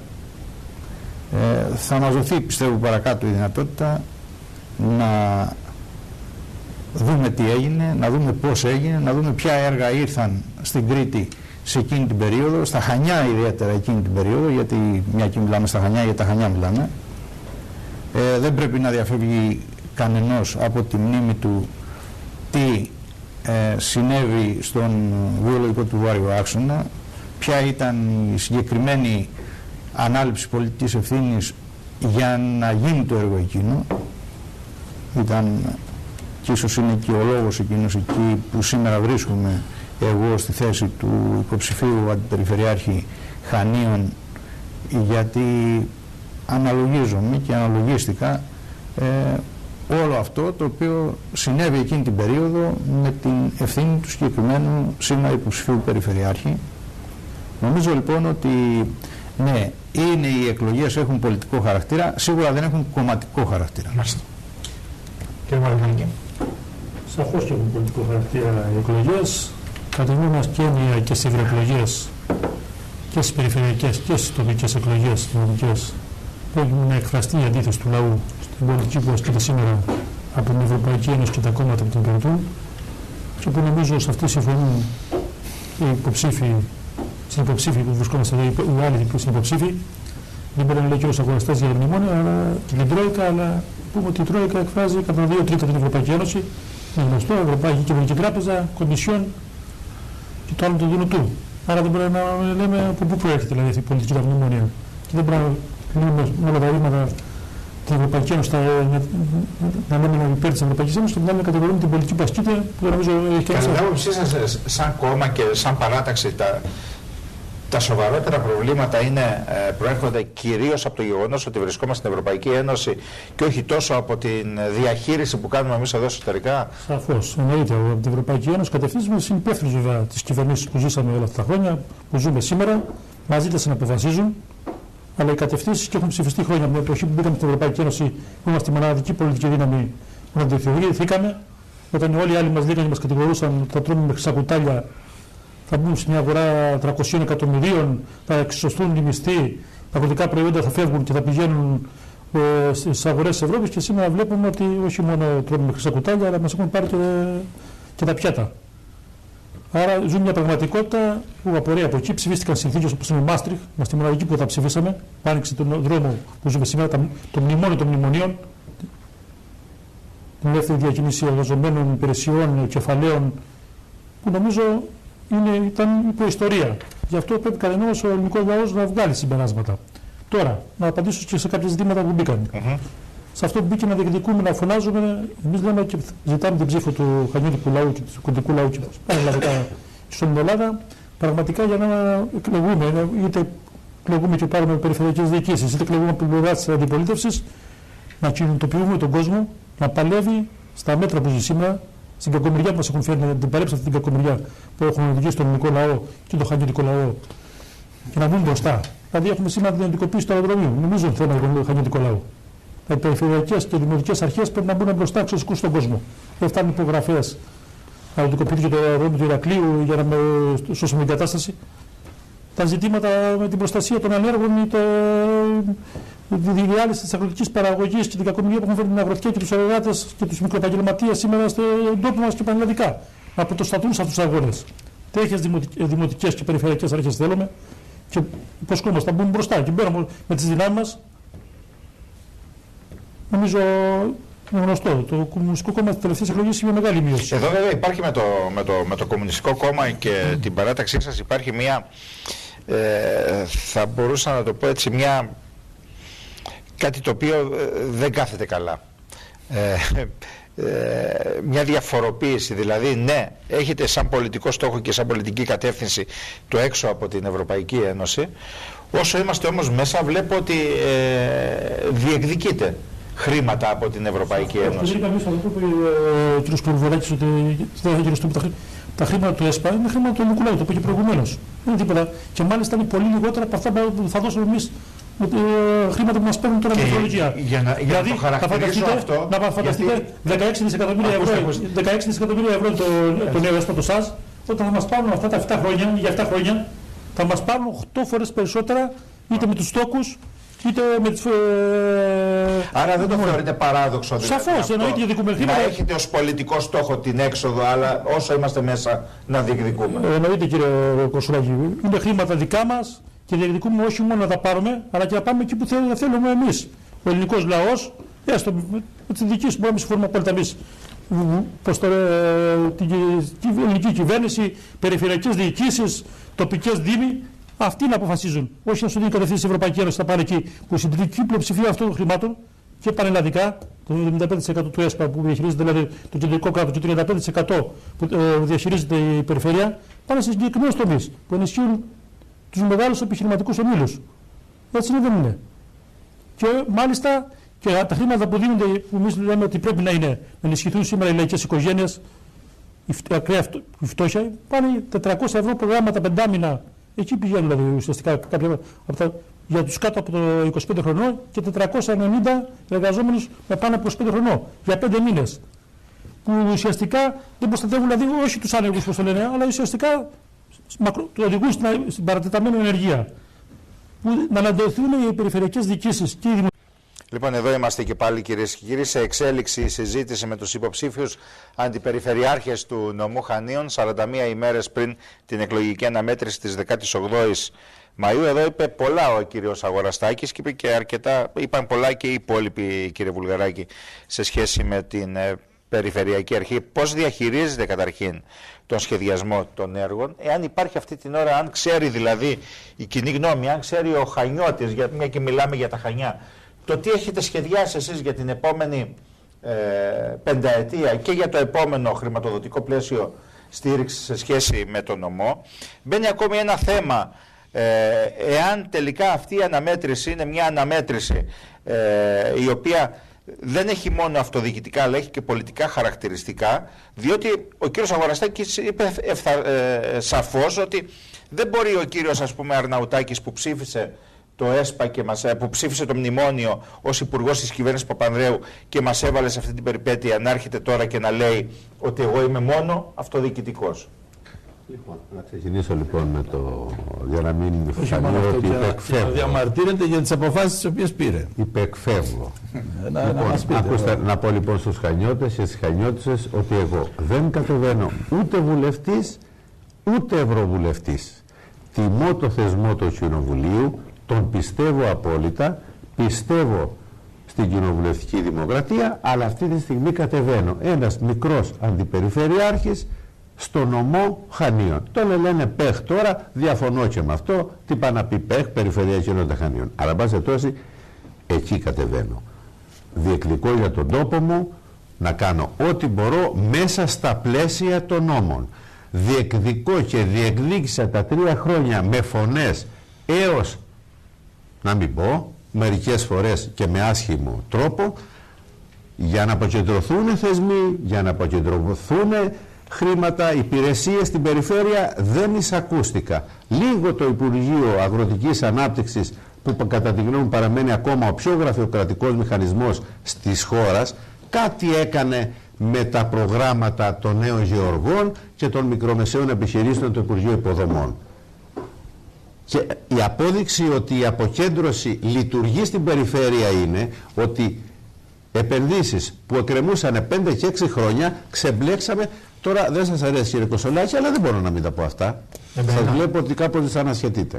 Εγώ. Α, μου φάνηκε. Μάλλον σας φάνηκε. Μάλλον τα χαρτιά μου κοίταζα, κύριε Βουλγαράκη μου. Ξεμπλέξανε σε 5 μήνες. Να δεις ανασχετεί ο κύριος Αγοραστάκης, το καταλαβαίνω οι υπόλοιποι. Αυτό δεν σας ανασχετεί, είναι σύμφωνος από την αποκέντρωση. Δεν λέει ότι δεν την αποκέντρωση, ίσα είναι υπέρμαχος της αποκέντρωσης. Από το καταλαβαίνω και από το χώρο που εκπροσωπεί. Χιούμορ κάνω.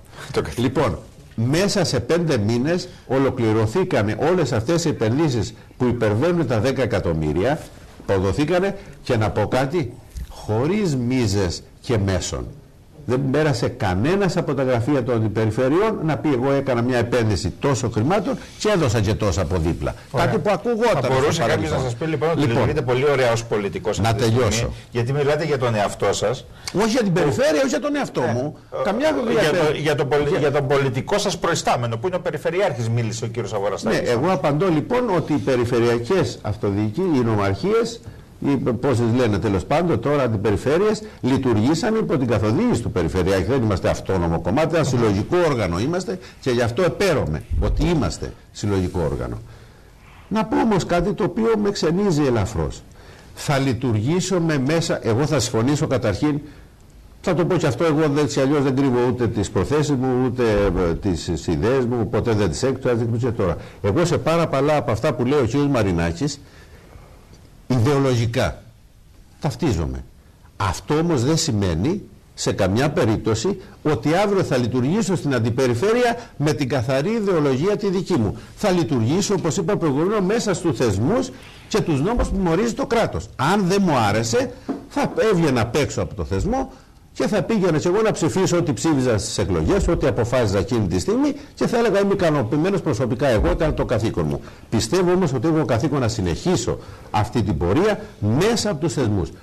Αν είμαστε μέσα στην Ευρωπαϊκή Ένωση λοιπόν, όπως το ξεκαθάρισε ο κύριος Μαρινάκης, οι νόμοι είναι αυτοί. Οι νόμοι του ελληνικού κράτους είναι αυτοί, πρέπει αυτούς να ακολουθήσουμε και όλοι μαζί να διεκδικήσουμε περαιτέρω αποκέντρωση θεσμών και υπηρεσιών και χρημάτων.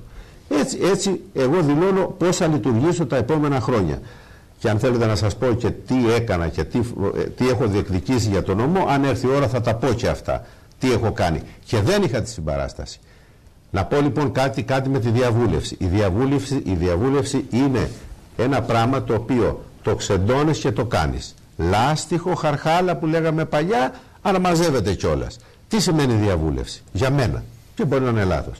Διαβούλευση σημαίνει ότι καλείς όλους τους θεσμικούς φορείς του τόπου σου. Ποιοι είναι οι θεσμικοί φορείς? Είναι καταρχήν οι βουλευτές, είναι εκκλησία, είναι οι δήμοι με τα δημοτικά του συμβούλια, είναι οι θεσμικοί φορείς, ο διατρικός σύλλογος, ο δικηγορικός σύλλογος, το τεχνικό επιμελητήριο, τα κόμματα. Όλοι αυτοί λοιπόν αποτελούν τους θεσμούς ενός τόπου.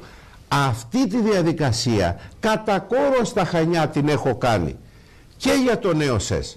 Τώρα, αν θεωρούσαν κάποιοι ότι είναι αντίπαλος τους η αντιπεριφέρεια σε προσωπικό επίπεδο, εννοώ σε προσωπικό, σε ατομικό δηλαδή του Βουλγαράκη, αλλά επειδή δεν διοικούμε εμείς δεν κουβεντιάζουμε, είναι λάθος. Ουδέποτε έγινε συνάντηση να μην κληθούν και οι 14 περιφερειακοί σύμβουλοι του νομού να παρίστανται. Αυτό είναι ένα θεσμικό όργανο. Πώς καταργήθηκε λοιπόν η νομαρχία? Ο Περιφερειακός Σύμβουλος έχει τη δυνατότητα να παρεμβαίνει όπως θέλει, όποτε θέλει, σε οποιοδήποτε θέμα στην περιφέρεια και να ψηφίζει, να καταψηφίζει. Λοιπόν, αυτό λοιπόν να το πω. Σε αυτή λοιπόν την περίοδο που τέθηκε το θέμα τι έγινε στα Χανιά, στα Χανιά γίνεται το μεγαλύτερο έργο που έχει γίνει τα τελευταία 100 χρόνια στα Χανιά. Αν ξέρετε άλλο πείτε μου, το 112 είναι το αεροδρόμιο. Για να γίνει το αεροδρόμιο, γιατί δεν θέλω να πει κανένας από αυτούς που με ακούνε κυρίω ότι κοίταξε εσύ το έκαμες, δεν το έκαμα εγώ, αλλά συνεργάστηκα με όλους τους φορείς του τόπου, τους ξενοδόχους, τους βουλευτές, όλους, το τεχνικό επιμελητήριο, να μην τους αναφέρω κάθε φορά. Όλοι αυτοί παλέψαμε μαζί. Έχω ένα φάκελο ο οποίος είναι, μπορεί να το δείτε όποτε θέλετε, τουλάχιστον με 40 παρεμβάσεις που κάναμε στην Αθήνα για να μπει. Αυτό λοιπόν ολοκληρώνεται από το τομεακό πρόγραμμα και ολοκληρώνεται μέσα σε αυτή την περίοδο. Σε αυτή την περίοδο ολοκληρώνεται με λεφτά του ΕΣΠΑ το 7-15. Ολοκληρώνεται η παράκαψη των τοπολίων. Θέλω να πω ότι είναι έργα που ολοκληρώνονται σε αυτή την περίοδο. Κύριος δεν μεταφέρονται. Αναφέρθηκε ότι πάρα πολλά έργα δεν θα τελειώσουν και θα μεταφερθούν για χρηματοδότηση στο ΣΕΣ. Μιλώ για τα Χανιά. Υπάρχουν έργα, πιθανόν ο βιολογικός να περάσει, αν και ξεκινά. Και θα είναι σχεδόν ολοκληρωμένος με αυτό το ΣΕΣ. Εκεί ενταχθεί. Το πρόγραμμα είναι σε αυτό. Άρα εσείς λέτε λοιπόν ότι τα περισσότερα από αυτά τα οποία κατασκευάζονται στα Χανιά θα χρηματοδοτηθούν από το ΕΣΠΑ του 7-15. Έτσι είναι. Να πω όμως και κάτι άλλο. Τι δεν έγινα, τι δεν πήραν τα Χανιά και ποια λεφτά δεν πήραν. Δεν πήραν τα λεφτά μήπως του ΝΟΑΚ που 27 χρόνια γινόταν διαβούλευση και ήταν στα συρτάρια ένας δρόμος που ξέρετε συνδέει τη Δύση, το Χανιό με την Παλιόχώρα. Ποιος ήταν αυτός που έκανε τη διαβούλευση 27 χρόνια και έπρεπε ας πούμε να έρθει η αντιπεριφέρεια να πει έλεος πρέπει να γίνει και αυτός ο δρόμος. Δεν γίνεται να πηγαίνουμε όπως πηγαίνουμε τώρα στην περιοχή αυτή. Δεν χρειάζεται ανάπτυξη, άρα χρειάζεται δρόμος. 27 χρόνια συρτάρια. Προχωρεί λοιπόν η διαδικασία. Η αποκεντρωμένη διοίκηση καθυστερεί 1 χρόνο τώρα να εγκρίνει τη μελέτη περιβαλλοντικών επιπτώσεων, για να πω και το ρόλο της αποκεντρωμένης διοίκησης. Ποιος φταίει που δεν έγινε η σύνδεση ΒΟΑΚ αεροδρόμιο? Δεν φταίει στα 3,5 χρόνια Βουλγαράκης που τον πρώτο. Η αντιπεριφέρεια. Τώρα θα τα μπερδέψω λίγο, δεν μου αρέσει το εγώ ποτέ να το λέω. Φταίει που λοιπόν περάσανε 2 νομάρχες και είχαν κλεισμένο το συρτάρι σε διαβούλευση γιατί κάποιοι κάτοικοι λέγανε θα περάσει από το σπίτι μου, θα το χαλάσει και δρόμο δεν έχουμε. Και θέλουμε, να το πω, και θέλουμε από το Ρέθυμνο μισή ώρα να έρθουμε στα Χανιά. Και για να πάμε στο αεροδρόμιο θέλουμε 1,5. Αυτά λοιπόν τα θέματα είναι θέματα που κάποιος έπρεπε να τα βάλει μπροστά, να τα προχωρήσει. Εγώ τόλμησα να το κάνω. Ήρθα σε σύγκρουση, ακόμα υπάρχουν συγκρούσεις και φωνές. Αλλά κάποιος πρέπει να αποφασίζει. Η διαβούλευση, θέλω να πω, είναι ένα πράγμα το οποίο θα πρέπει να έχει ένα όριο. Κάποια στιγμή κάποιος πρέπει θα γίνει. Αυτός λοιπόν που τελικά αποφασίζει να γίνει είναι οι υπηρεσίες, όχι μόνο πρόσωποι. Δεν λειτουργεί ο Βουλγαράκης σαν θεόπαντος ο οποίος τα ξέρει όλα. Έχει υπηρεσίες που κουβεντιάζει εδώ, έχει υπηρεσίες στην περιφέρεια, έχει υπηρεσίες στο κεντρικό κράτος. Κουβεντιάζει, συναποφασίζει και αποφασίζει στο τέλος. Κάποια υπογραφή πρέπει να μπει. Η υπογραφή δεν είναι μόνο πρόσωποι. Όλη η άλλη διαδικασία πρέπει να πάει στους ειδικούς κάποτε μετά τη διαβούλευση. Λοιπόν, τελειώνω.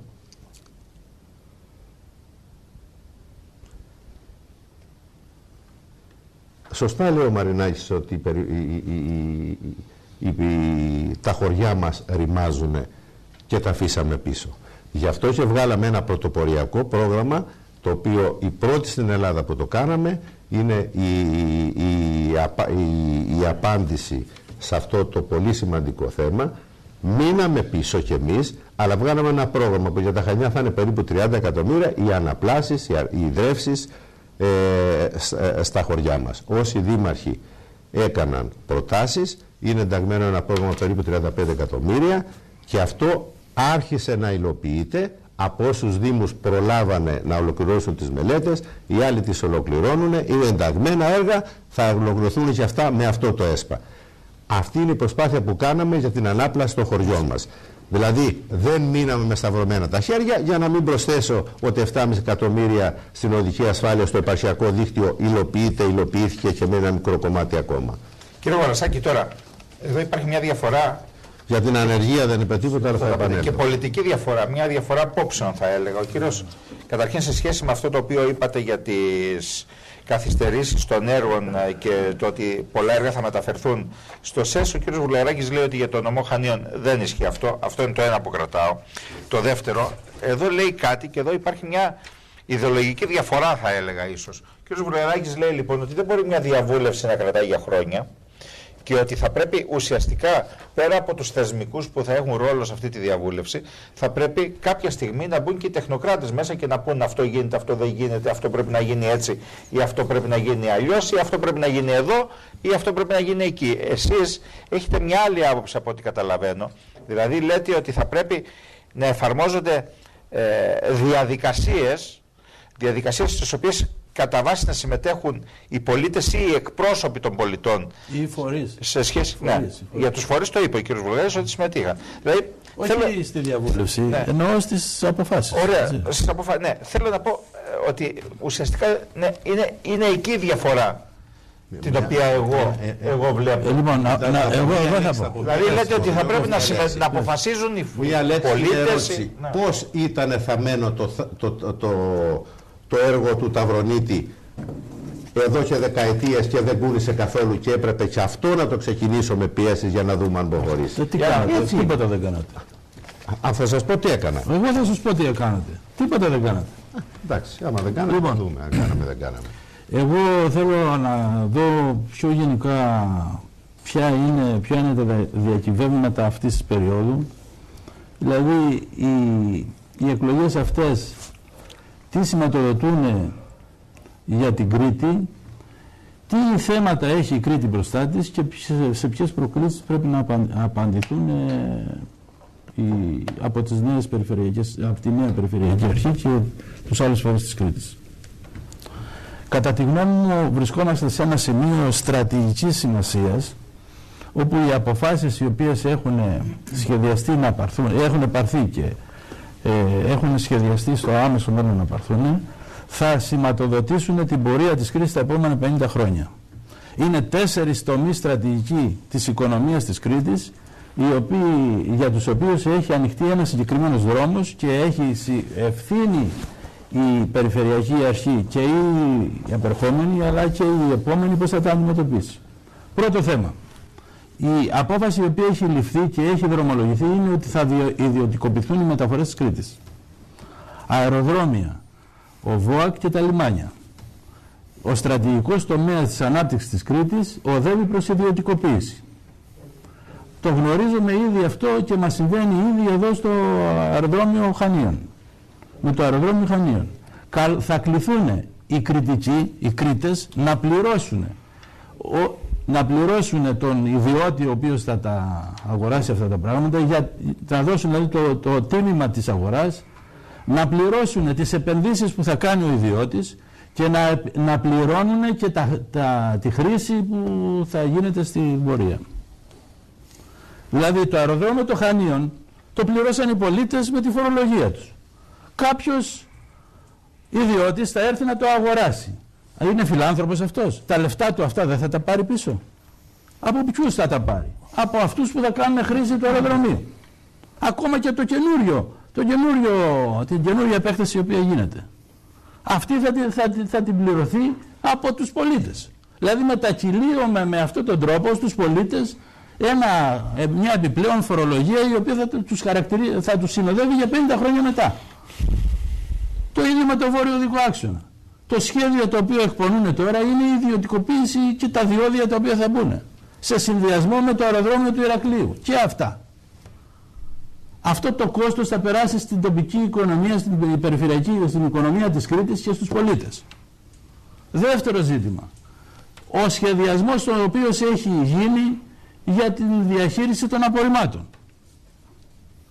Τι έχουν κάνει? Έχουν προβλέψει υποχρεωτικό τον περιφερειακό σχεδιασμό και τον περιφερειακό φορέα διαχείρισης όλου του σχεδιασμού. Μέσα από αυτόν τον τρόπο οδεύουν την τελική διαχείριση στον ιδιώτη. Ήδη έχει συμβεί αυτό στη Μακεδονία. Ο ιδιώτης ο οποίος ανέλαβε την τελική διαχείριση των απορριμμάτων της Μακεδονίας λέγεται Μπόμπολας. Είναι γνωστός, μήπως δεν το ξέρουμε? Ακολουθεί τώρα αυτή την περίοδο, ακολουθεί η περίπτωση της Πελοποννήσου. Και δεν σημαίνει αυτό ότι δεν θα ακολουθήσει και η περίπτωση των Χανίων, η περίπτωση της Κρήτης. Τα Χανιά πρωτοποριακά δώσανε λύση σε αυτό το ζήτημα. Και το δώσανε λύση μέσα μια διαχείριση η οποία γίνεται από τους τοπικούς φορείς, με τη ΔΕΔΙΣΑ. Εμείς θέλουμε πολλές ΔΕΔΙΣΑ στην Κρήτη. Πολλές μικρές τελικές διαχειρίσεις. Δεν θέλουμε ένα κεντρικό εργοστάσιο το οποίο θα διαχειρίζεται, θα το αναθέσουν σε ένα ιδιώτη και για να τον πληρώνουμε μετά εφόρου ζωής για τα απορρίμματα τα οποία έχουμε ως κοινωνία.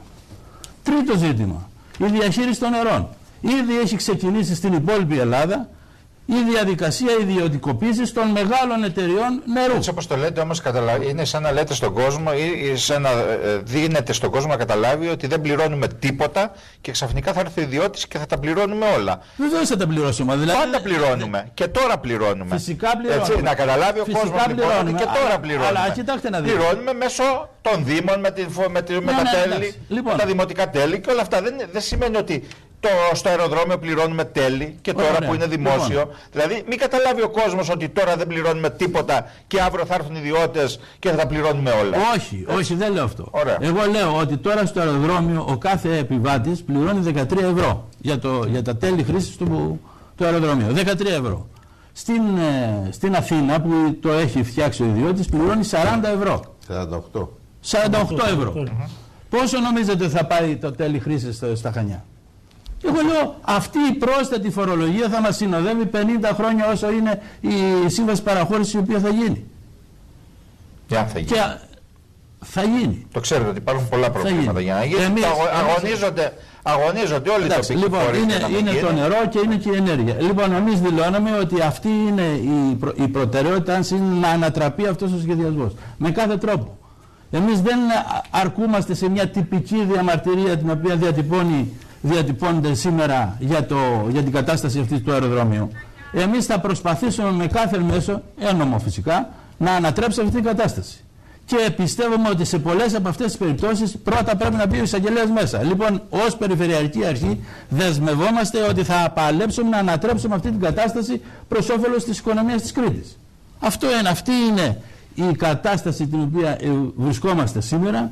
Σε αυτά τα προβλήματα θα πρέπει να δοθεί λύση με πολιτικές φυσικά στις εκλογές. Κύριε Σταματάκη.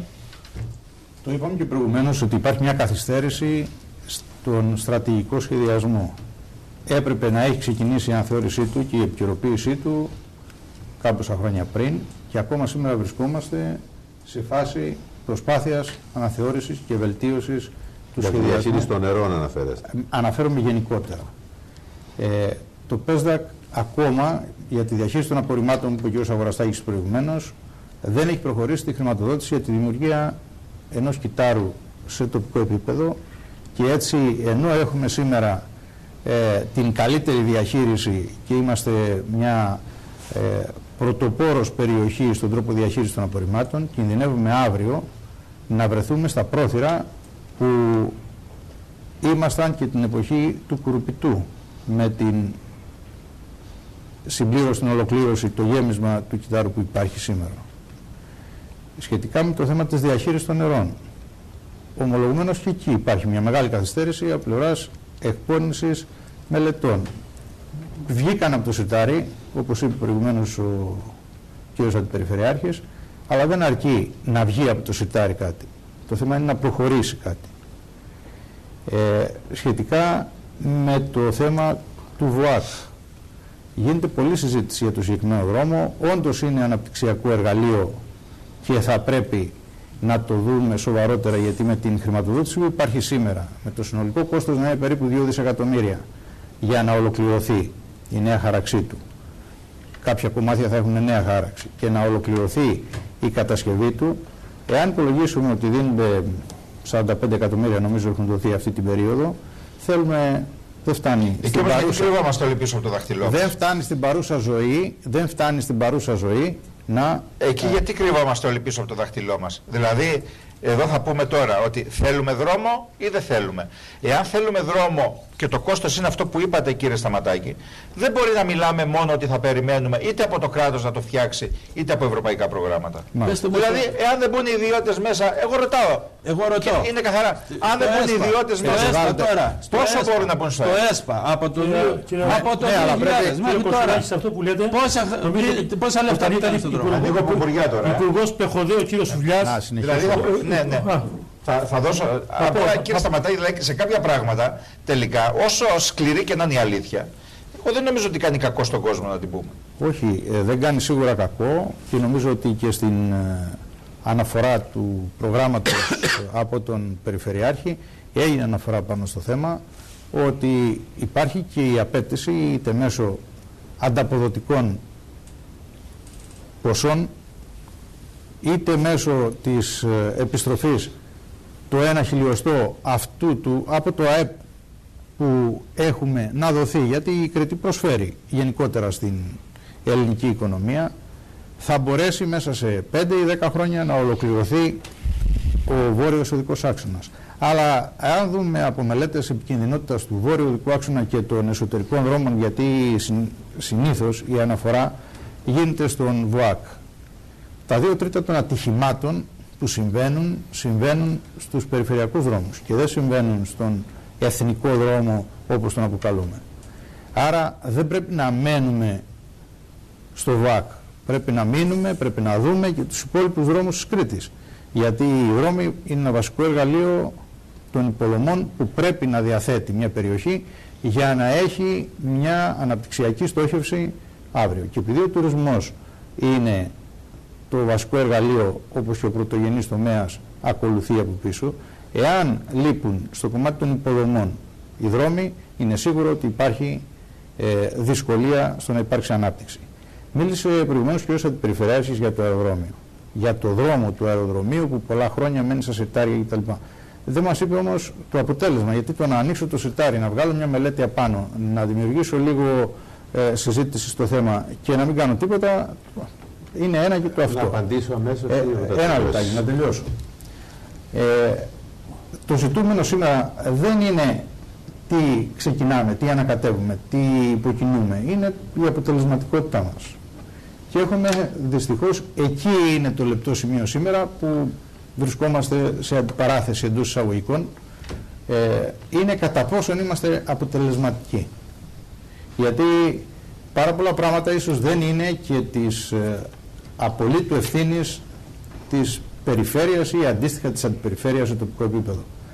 Όμως βλέπουμε, και εκεί θέλω να γνωρίζω, από την Παρασκευή, γιατί πρέπει να το γνωρίζει ο κόσμος, σταμάτησαν στο αεροδρόμιο, μια και είναι αναφορά, να εργάζονται τα μηχανήματα που εργάζονται. Και η υποχρέωσή μας είναι, αν θέλουμε να περιορίσουμε αυτό το οποίο συμβαίνει, να πάνε δηλαδή στο επόμενο χρηματοδοτικό πρόγραμμα πάνε πόροι, είναι αντίστοιχα κάθε φορά να προσπαθούμε να ολοκληρωθούν τα έργα με δικές μας παρεμβάσεις, είτε μας αφορούν άμεσα είτε μας αφορούν έμεσα. Γιατί έχουμε την ευθύνη της περιφέρειας για το κάθε τι που συμβαίνει. Άσχετα αν μπορούμε δηλαδή να παρεμβαίνουμε και να προωθούμε. Το ελληνικό κράτος δεν έχει καταβάλει ίσως τα χρήματα εκείνα εκεί που θα έπρεπε να δώσει ως μερτικό, με αποτέλεσμα η Ευρωπαϊκή Ένωση να μην δίνει τα χρήματα, με απόρρια να σταματήσουν τα μηχανήματα και το αεροδρόμιο αυτή τη στιγμή να μην δουλεύεται σήμερα που μιλούμε. Δεν ξέρω τι έχει κάνει σε αυτό το επίπεδο η αντιπεριφέρεια εδώ και γενικότερα η περιφέρεια και ποιες είναι οι πιέσεις που έχει ασκήσει, πρέπει να κάνει σε επίπεδο πολιτείας για να είναι συνεπής στις υποχρεώσεις της. Εγώ να ευχηθώ πάνω σε αυτό που είπε ο κύριος Βουλγαράκης προηγουμένως, ότι όλα τα έργα τα οποία σήμερα είναι ενταγμένα μέχρι τέλος του 2015 να τελειώσουν και έτσι να μην χρειαστεί να δημιουργηθούν γέφυρες για το επόμενο πρόγραμμα. Το ζητούμενο δεν είναι να λέμε σε όλα ναι, γιατί αυτό που παρατηρούμε το τελευταίο διάστημα είναι ομολογουμένως ότι συνεργαζόμαστε πολλές φορές.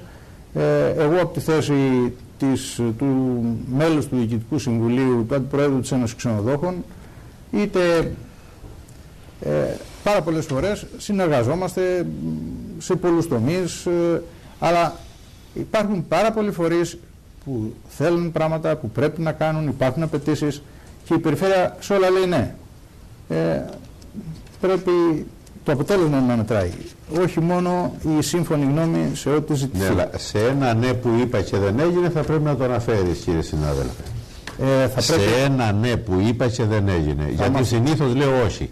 Θα μας το πείτε, θα μας το πείτε. Σε ένα ναι που δεν έγινε. Δεν ξέρω σε τι αναφέρετε. Όχι, λέω πολλά ναι και τελικά μένει ότι δεν γίνεται τίποτα. Και επειδή το αντίθετο με κατηγορούν, ότι σπάνια λέω ναι. Μας είπε επίσης προηγουμένως ότι πάρα πολλές φορές φώναξε, διεκδίκησε. Άρα κάποιοι αντιδρούσαν σε αυτήν την ισομερή κατανομή. Προφανώς αναφερόταν σε περιφερειακό επίπεδο και στους συνεργάτες του. Μα πάντα γίνεται. Αναφορικά με την περιφέρεια. Δηλαδή εκεί που λέμε ότι πρέπει να υπάρχει συγκριτισμός, πρέπει να υπάρχει καλή διάθεση, πρέπει να υπάρχει ευρύτητα πνεύματος και να δούμε πού υπάρχουν ανάγκες και να γίνει μια σωστότερη κατανομή. Ο κ. Βουλγαράκης φώναζε, δεν ξέρω κατά πόσον πέτυχε αυτά τα οποία διεκδικούσε με τις φωνές. Όχι με τις φωνές, με τη συζήτηση. Όχι, εσείς είπατε συγκεκριμένα. Είπατε ότι πάρα πολλές φορές φώναξα. Όχι μόνο για το σημασία είναι πως φωνάζεις προς τα πάνω, όχι προς φωνάζεις. Ακριβώς. Προς τα πάνω δεν υπάρχει τσιμουδιά. Σε ποιους φωνάζετε, διευκρινίστε. Γιατί δεν υπάρχει τσιμουδιά. Λοιπόν, πέστε μου σε αυτό. Διαβάστε εδώ. Ήταν η συνοχή για τις αποχετεύσεις στην Κρήτη. Πέστε μου τι φωνές βάλατε. Νομίζω λοιπόν, για ένα λεπτό να ολοκληρώσω. Νομίζω λοιπόν ότι αυτό που αξιολογείται είναι σε τελικό βαθμό η αποτελεσματικότητα και όχι η πρόθεση. Γιατί σε επίπεδο προθέσεων μπορεί να είμαστε πολύ καλοί. Σε αποτελεσματικότητα αξιολογούμε. Απαντήστε μετά. Κύριε Μαρινάκη. Πει κατά ζητήματα των υποδομών, όντως τώρα στο νομό, εμάς κατά τη γνώμη μας και το ζήτημα των υποδομών, όπως το ζήτημα της εργατικής δύναμης, της αξίας εργατικής δύναμης, της αξίας των αγροτικών εμπορευμάτων, είναι σε μια κατεύθυνση στο όνομα της ανταγωνιστικότητας σήμερα της Ευρωπαϊκής Ένωσης και ανταγωνιστεί άλλους Κίνες, Ρωσίες, Αμερικές, να μειωθούν το εργατικό εισόδημα, το νιώθουμε νομίζω στο πετσί μας όλοι μας αυτά τα χρόνια, να μειωθεί η αξία των αγροτικών προϊόντων, νομίζω το νιώθουμε είναι κάτω του κόστους ουσιαστικά σήμερα και τα αγροτικά προϊόντα στο νομό, και να τελειώσουμε και με τους μικροεπαγγελματίες, μικρομαγαζάτορες, για να συγκεντροποιηθεί στο όνομα της κερδοφορίας σε λίγους ομίλους τα χρήματα. Στα πλαίσια αυτά είναι και οι τομείς συγκεκριμένους που μιλάμε των υποδομών. Και πραγματικά στο νομό Χανίων υπάρχουν τεράστιες ελλείψεις υποδομών, που και εδώ είναι το βασικό κατευθύνσεις της Ευρωπαϊκής Ένωσης και που συμφωνούν σήμερα και οι κυβερνώντες και αυτοί που ετοιμάζονται να κυβερνήσουν, και ο συνασπισμός μιλάει για σύμπραξη δημόσιου υλικού τομέα, και το Πάσο Δημοκρατία κυβερνάει, και ο Δημάρου, οι άλλα κόμματα που ουσιαστικά θέλουν να δώσουν τις υποδομές που έχουν γίνει με το αίμα του ελληνικού λαού, να δοθούν, γιατί πραγματικά έχουν μια κερδοφορία. Είναι γνωστό ότι κάποιοι, ακόμα και κατασκευαστές, κατασκευάζουν έργα, τα παίρνουν μετά είτε διόδια, είτε τέλη στα αγρόμια, στα λιμάνια, ή ουσιαστικά αγοράζοντας το υπέδαφος, λεπενέργεια, λιγνίτες, η αιωλική ενέργεια. Ολοκληρώσουμε την απόψινή μας συζήτηση. Η πρώτη μεταξύ των υποψηφίων αντιπεριφερειαρχών του νομού Χανίων. Θα έχουμε την ευκαιρία να τα πούμε μαζί τους πρώτο Θεός και αμέσως μετά την Μεγάλη Εβδομάδα, στο ξεκίνημα και το επίσημο ξεκίνημα της προεκλογικής περίοδου. Λοιπόν, μια τελική τοποθέτηση είπαμε από όλους για να κλείσουμε αυτή την πρώτη εκπομπή. Κύριε Μαρινάκη, εσείς. Ψήφο αντίστασης στις εκλογές του Μάη και στις 18 και στις 25. Να εκφραστεί η αντίθεση του λαού για την κατάσταση που ζει σήμερα, που βιώνει. Να εκφραστεί η αντίθεση ενάντια στην Ευρωπαϊκή Ένωση και στα κόμματα του Ευρωμονόδρομου. Ψήφο στη λαϊκή συσπήρωση στην περιφέρεια και στους Δήμους, για να βγουν εκπρόσωποι της λαϊκής συσπήρωσης που να είναι δίπλα στο λαό, δίπλα στους εργαζόμενους, στους αγρότες, στους μικροεπαγγελματίες, να παλέψουν ενάντια στην κατάσταση που ζούμε. Να παλέψουν για τα ζητήματα τα ιδιαίτερα, μαζί με τα γενικότερα και στην τόπο μας. Δεν υπάρχει άλλη λύση. Αυτό πρέπει νομίζω να είναι κατανοητό, να μην πέσουν σε διλήμματα ότι σήμερα είναι εκλογές υπερκομματικές. Εδώ ψηφίζομαι για μεγάλα ζητήματα σήμερα και όλα τα προβλήματα είναι μεγάλα που βιώνει σήμερα ο λαό μας. Κατά τη γνώμη μας πρέπει να πάρθουν μέτρα και να διεκδικήσουμε για την αντισυσμική προστασία. Έχουμε τα παραδείγματα της Κεφαλονιάς σήμερα και πρέπει να διεκδικήσουμε τέτοια έργα. Πρώτα και κύρια, στα δημόσια κτίρια, σχολεία, νοσοκομεία, ζήσουμε δραματικές καταστάσεις. Σήμερα υπάρχουν ακόμα και ουσιαστικά οικονομικές άδειες, δεν υπάρχουν σε μια σειρά σχολεία. πρέπει να, και ουσιαστικά θα είναι και μια ανάσα από κοινού για οικοδόμους, για δουλειά, για εργαζόμενους. Για την αντιπυρική προστασία που κάθε καλοκαίρι ζούμε ένα Γολγοθά και δεν υπάρχουν δρόμοι, προσλήψεις στην πυροσβεστική. Είναι βασικά ζητήματα που πρέπει να ανοίξουμε το επόμενο διάστημα για έργα υποδομή στην παιδεία, στην υγεία, σχολιά, δηλαδή να μην έχουμε προκάτ τέτοια έργα το επόμενο διάστημα. Κύριε Σταματάκη. Είναι σίγουρο λοιπόν ότι η επόμενη περίοδος θα πρέπει να χαρακτηριστεί από την εκλογή της όποιας περιφερειακής αρχής, από ευξημένη διεκδίκηση απέναντι στο κεντρικό κράτος, από σωστότερο προγραμματισμό και έλεγχο και προτεραιότητες οι οποίες θα αξιολογούνται, και τα χρήματα αυτά θα πρέπει να βλέπουμε με ποιο τρόπο αποδίδουν περισσότερο στο κοινωνικό σύνολο. Για το θέμα των αγροτών, κατεύθυνση προς δημιουργία αγροτικών προϊόντων, προς παραγωγή αγροτικών προϊόντων σε μια στροφή προς τη βιολογική καλλιέργεια για να υπάρχει καλύτερο εισόδημα στον αγροτικό κόσμο, για τη δημιουργία υποδομών σε επίπεδο δρόμων για να εξυπηρετηθεί και ο πρωτογενής τομέας αλλά και ο τουρισμός και οι κάτοικοι της περιοχής, γιατί πλέον στον τουρισμό στηριζόμαστε εν πολλής για την οικονομία μας σαν περιοχή. Σχετικά με το αεροδρόμιο που είπατε προηγουμένως, ότι για την ιδιωτικοποίησή του, εάν είναι τελικές οι αποφάσεις της κεντρικής κυβέρνησης για ιδιωτικοποίηση, εμείς έχουμε προτείνει την δημιουργία ενός φορέα με ίδια μορφή σαν αυτήν την μορφή του φορέα που έχετε σήμερα να διεκδικήσει την παραχώρηση από το αεροδρόμιο των Χανίων. Να αγοραστεί δηλαδή από τοπικούς φορείς το αεροδρόμιο. Το αγοράζεται η διαχείριση, να διαχειριστεί από τοπικούς φορείς. Δεν μπορώ να δεχτώ ότι μπορεί η περιφέρεια του Έσεν, δηλαδή η Fraport που κατεβαίνει ως μια εταιρεία για τη διαχείριση του αεροδρομίου, στην οποία συμμετέχει μια περιφέρεια της Γερμανίας, φορείς της συγκεκριμένης περιφέρειας και κάποιοι ιδιώτες της περιοχής, να μην μπορεί ένα αντίστοιχο σχήμα να διαχειριστεί το αεροδρόμιο εδώ, αλλά να είμαστε υποχρεωμένοι να καταφύγουμε στην παραχώρησή του σε αυτήν την συγκεκριμένη εταιρεία που κατεβαίνει σήμερα. Θα πρέπει ο ΟΑΚ που σήμερα έχουμε ως εργαλείο αναπτυξιακό για όλη την Κρήτη, το οποίο έχει έδρα τα Χανιά, μετά από την συνένωση των ΟΑΔΙΚ, ΟΑΝΑΚ, ΕΙΔΕΒΟΑΚ κλπ, να αγκαλιαστεί σαν εργαλείο ανάπτυξης και να μην το βλέπουμε σαν περιφέρεια ως έναν αντίπαλο εντός εισαγωγικών φορέα και να προσπαθούμε να το εντάξουμε μέσα. Ίσως είναι το μοναδικό στα ελληνικά δεδομένα αναπτυξιακό εργαλείο που διαθέτουμε ως Κρήτη και οφείλουμε και πρέπει να το αξιοποιήσουμε όπως πρέπει. Νομίζω λοιπόν ότι οι επόμενες εκλογές θα έχουν να κάνουν με ποια πρόσωπα θα εκλεγούν, πόσο διεκδικητικά θα είναι, πόσο αποτελεσματικά θα είναι στην διαχείριση των περιορισμένων χρημάτων που έχουν πλέον στη διάθεσή τους. Αποτελεσματικότητα λοιπόν στη διαχείριση. Αποτελεσματικότητα στην διαχείριση, προτεραιότητες στην ένταξη και στη διαχείριση και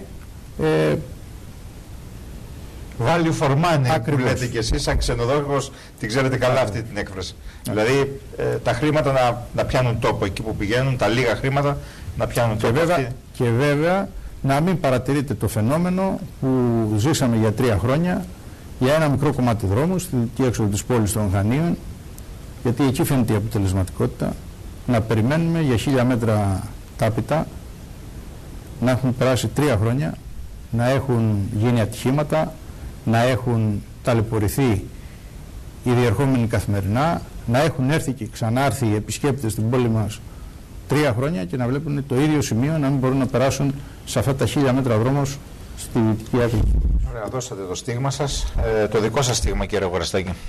Έχουμε πει ότι οι περιφερειακές εκλογές είναι πολιτικές εκλογές, είναι καθαρά πολιτικές. Τα θέματα τα οποία θα κριθούν το επόμενο διάστημα είναι πολιτικά ζητήματα και πρέπει να κριθούν και οι πολιτικές δυνάμεις, όχι μόνο για το παρελθόν τους, αλλά και για τις θέσεις τις οποίες έχουν για τα μέλλοντα ή για τα ήδη σχεδιασμένα. Οι εκλογές λοιπόν αυτές και οι πολίτες που καλούνται να επιλέξουν τις νέες περιφερειακές αρχές δεν είναι, και η ψήφος την οποία θα πρέπει να δώσουν δεν πρέπει να είναι μόνο ψήφος διαμαρτυρίας, αλλά είναι και ψήφος θέσης. Εμείς λέμε και αγώνα και ανατροπής μιας κατάστασης που υπάρχει, διεκδίκησης το καλύτερο για την Κρήτη και τους πολίτες της. Άρα όλα αυτά μαζί πρέπει να συνεκτιμηθούν και να συνθέσουν την ψήφο των πολιτών. Οι συνδυασμοί οι οποίοι υπάρχουν ήδη και είναι υποψήφοι έχουν ένα παρελθόν, ένα συγκεκριμένο παρελθόν πάνω στα θέματα τα περιφερειακά της Κρήτης και γι' αυτά θα πρέπει να κριθούν, και επίσης έχουν και μια παραλληλία με την διακυβέρνηση της χώρας και με τις αποφάσεις τις μεγάλες οι οποίες έχουν πάρθει και μια ανοχή συμμετοχή σε ό,τι αφορά τις αποφάσεις αυτές που σχετίζονται συνολικά με την Κρήτη. Εγώ ανέφερα 4 στρατηγικούς τομείς οι οποίοι ήδη είναι σχεδιασμένοι και οι οποίοι θα πρέπει το επόμενο διάστημα θα υλοποιηθούν. Έχει πολύ μεγάλη σημασία ποιος θα είναι στο τιμόνι της περιφέρειας. Ποιες δυνάμεις, δηλαδή πολιτικές, θα είναι στο τιμόνι της περιφέρειας ώστε να μπορούν να αντιμετωπίσουν την κατάσταση η οποία θα έχει δημιουργηθεί. Δεν έχουμε καμία αυταπάτη ότι η νυν περιφερειακή αρχή θα συνεχίσει την πεπατημένη. Οι διαμαρτυρίες που κατά καιρούς κάνει για διάφορα θέματα είναι τυπικές διαμαρτυρίες, είναι συμμέτοχοι και συνένοχοι για όλα αυτά τα οποία έχουν προκύψει και γι' αυτό θα πρέπει να κριθεί. Αντίστοιχα και η παράταξη στην οποία ηγείται ο κύριος Τσόκας έχει και ο ίδιος προσωπικά έχει ευθύνη για ό,τι έχει προκύψει στην Κρήτη, διότι είναι εκτός το ότι διατέλεσε ως μέλος της διακυβέρνησης, ως Γενικός Γραμματέας, διατέλεσε και ένα κρίσιμο διάστημα στο παρελθόν. Ο Γενικός Γραμματέας της Περιφέρειας της Κρήτης έχει διαχειριστεί τα θέματα της Κρήτης, έχει δείξει λοιπόν το πώς θα τα δει και τα καινούρια. Αυτή είναι λοιπόν η εκτίμησή μας για τις εκλογές. Εμείς κατεβαίνουμε με ένα συγκεκριμένο πρόγραμμα το οποίο θέλουμε να ανατρέψουμε αυτή την ζωφερή κατάσταση που έχει δημιουργηθεί στην Κρήτη και να κινηθούν διαδικασίες ανασυγκρότησης της οικονομίας και εμάς περιπτώσει να φύγουμε από το τέλμα το οποίο βρισκόμαστε. Πρέπει να αναγνωρίσουμε ποιο είναι το σημείο το σημερινό, το τέλμα δηλαδή στο οποίο έχουμε περιέλθει. Πρέπει να αναγνωρίσουμε τη δεινή τραγική κατάσταση της οικονομίας της Κρήτης, όπου μέσα σε τα τελευταία χρόνια έχει χάσει το 1/4 του εισοδήματος, του ακαθάριστου εισοδήματος της Κρήτης. Να αναγνωρίσουμε ότι το 1/3 του πληθυσμού και ιδιαίτερα το μεγάλο μέρος των νέων ανθρώπων είναι στην ανεργία, είναι εκτός παραγωγικής διαδικασίας και πρέπει να δούμε συγκεκριμένους τρόπους ώστε να ανασυγκροτηθεί η οικονομία για να μπορούν να έχουν μέλλον τα παιδιά μας, να έχουν μέλλον η οικονομία μας και να μπορούμε να αντιμετωπίσουμε τα περιφερειακά μας θέματα. Αυτή είναι η κατευθυντήρια,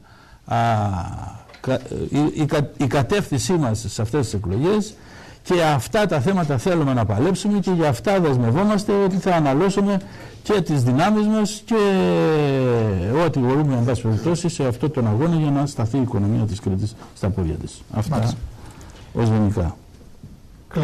Κλείνουμε. Να κλείσω αρχίζοντας από τα θέματα που τεθήκανε, γιατί δεν μπορώ να απαντήσω. Για τα εξήγη και τα αεροδρόμιο. Θα πρέπει να πω ότι είναι σαφή η θέση της περιφέρειας και η δική μου. Το αεροδρόμιο καθαρά και εξάστερα θα πρέπει να μείνει σε δημόσιο χαρακτήρα όπως είναι και σήμερα. Θα είμαι μαζί με όλους όσους συμπορευτούν σε αυτόν τον αγώνα, όποιο αγώνα αποφασίσουμε. ΒΟΑΚ. Ο ΒΟΑΚ πρέπει να έχει δημόσιο χαρακτήρα, πρέπει να κατασκευαστεί με χρήματα του δημοσίου, όπως έχουν γίνει δεκάδες δρόμοι σε όλη την άλλη Ελλάδα. Δεν μπορεί να προχωρήσουμε σε ιδιωτικό δρόμο στην Κρήτη για τους ίδιους λόγους που δεν είναι ώρα να τους αναλύσουμε. Τρίτον, διαχείριση απορριμμάτων. Για όλη την Κρήτη έχει πάρθει μια απόφαση να γίνουν να γίνουν χώροι χιτά, δηλαδή όπως έχει γίνει έχει υπαρθεί απόφαση στο Περιφερειακό Συμβούλιο με όλους τους συναρμόδιους δήμους της Κρήτης και έχει υπαρθεί ομόφωνη απόφαση. Για τα Χανιά να πω ότι το μοντέλο το δικό μας είναι πράγματι πρωτοποριακό, είμαστε ο μόνος νομός που έχει λύσει το θέμα του, γι' αυτό η Περιφέρεια από το ΕΣΠΑ χρηματοδοτεί με 12 εκατομμύρια για την επέκταση και διορθώση των εγκαταστάσεων που χρειάζονται εκεί. Και συνεχίζω. Δεν είπα κανένα θα. Όποιος το βρει θα έρθει να μου το πει και να με καταγγείλει εγγράφωση δημόσια. Είπα θα γίνουν οι βιολογικοί καθαρισμοί στα Χανιά και όσοι περπατούν τα Χανιά βλέπουν ότι ξεκινάνε από τη Γεωργιούπολη που εντός των επόμενων ημερών αρχίζει μέχρι το Πλατανιά, μέχρι το Κολυμπάρι, μέχρι το Καστέλι. Διεκδίκηση μερικά από αυτά από το Περιφερειακό Συμβούλιο. Αεροδρόμιο έγινε. Φράγμα του Βαρσανιώτη ολοκληρώθηκε. 14,5 εκατομμύρια από το πρόγραμμα δημοσίων επενδύσεων δοθήκανε στο φράγμα του Βαρσανιώτη που είχε παγώσει. Ήταν νεχρό. Και υπάρχει και πολιτική απόφαση στην περιφέρεια. Το χρηματοδοτούμε ή το πουλούμε. Φράγμα του Ταυρονίτη έχει γίνει στον ΟΑΚ. Συζήτησε επανειλημμένως να ξαναξεκινήσουν οι μελέτες. Αλλά δεν μπορεί κανείς να μην αναλαβαίνει την ευθύνη όταν κυβερνούσε για δεκάδες χρόνια τον τόπο αυτό και να πει γιατί σταματήσαν οι μελέτες στον ΟΑΚ και που φτάσανε. Είναι αυτή τη στιγμή στην έγκριση των περιβαλλοντικών όρων. Ξέρετε όλοι οι αυτοδιοικητικοί ότι αυτά τα θέματα που φεύγουν από την περιφέρεια και πάνε σε άλλες υπηρεσίες, όπως είναι το ΕΠΕΡΑ ή πάνε στην αποκεντρωμένη διοίκηση, εκεί ο υπάλληλος κάθεται και πυρώνει τα αυγά. Δεν ξέρω τι κάνει. Αλήθεια κανείς δεν θα απολογηθεί για το ΒΟΑΚ αεροδρόμιο, για το δρόμο, δεν έφταιγε κανένας και δηλαδή κατηγορούμε εγώ που τον ξεκίνησα και σε ένα μήνα βγαίνει η απόφαση να μην μπορεί να σταματήσουν τα έργα στον άξονα όπως έχει ολοκληρωθεί η μελέτη. Δεν υπάρχει θα λοιπόν κύριοι συνάδελφοι εδώ. Εγώ απέφυγα από θα. Εγώ είπα αυτά μπορώ να κάνω. Του δρόμου, δεν ξέρω, οι προηγούμενες νομαρχίες που ήταν εδώ στα Χανιά. Κάποια κυβερνούσα εγώ. Αυτή τη δουλειά πήρατε εσείς της νομαρχίας. Δεν είδατε ότι ήταν της περιφέρειας η μελέτη. Μα είδα ότι ήταν της περιφέρειας. Δεν την κινούσε λοιπόν. Ωραία, να αφήσω λοιπόν. Μα προηγουμένως είπατε ότι δεν μπορεί να έχουμε ευθύνη μόνο για τον τόπο μας, αλλά συνολικά. Να απευθυνόμαστε στην κυβέρνηση, την καταγγείλατε, λέτε να πέσει η κυβέρνηση, αυτά δεν λέτε. Εσείς λοιπόν τι κάνετε που κυβερνούσατε τόσο χρόνια με αυτές τις μελέτες? 27 το ένα, 17 το άλλο. Θέλετε και 8 το άλλο.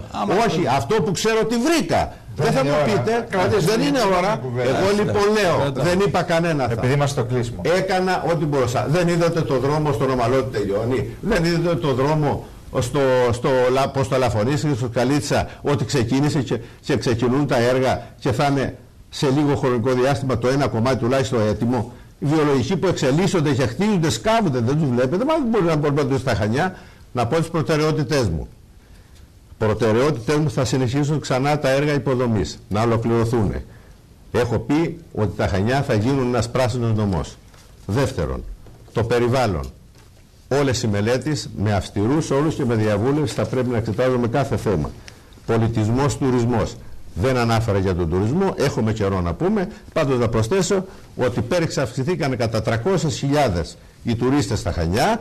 Σε συνεργασία με τους τοπικούς φορείς τους φέραμε αυτούς. Δεν ήρθαν από τον ουρανό ότι πάει αυτόματος πιλότος. Στον πρωτογενή τομέα έχουμε καιρό να πούμε τι παραβάσεις κάναμε και φυσικά θα μιλήσουμε κάποια στιγμή για τη δημόσια διοίκηση που υπήρχε, που έφτασε και πώς αυτή τη στιγμή λειτουργεί η Περιφερειακή Ενότητα Χανίων και με ποιες δυνάμεις και με τι προσωπικό έμεινε και με τι χρηματοδότηση έχει αυτή για να λειτουργεί. Σας ευχαριστώ όλους πολύ για αυτή την πρώτη συζήτηση. Έχουμε θέματα σοβαρά, τουρισμός όπως είπατε, πρωτογενής τομέας, πολιτισμός, περιβάλλον. Νομίζω ότι στην πορεία θα τα θεματοποιήσουμε και λίγο.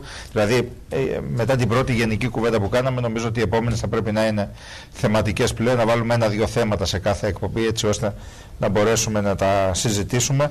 Σας ευχαριστώ πάρα πολύ. Να είστε καλά, καλή σας νύχτα. Σας κυρίες και κύριοι που είχατε το κουράγιο να μείνετε μέχρι αυτή την ώρα κοντά μας. Κοντά σας με τα 90 λεπτά θα είμαστε και πάλι μετά την Δευτέρα του Πάσχα. Πότε πέφτει? 21 Δευτέρα του Πάσχα, 28 Απριλίου. Πρώτα ο Θεός λοιπόν, 28 Απριλίου θα είναι η επόμενη εκπομπή μας. Καλή σας νύχτα.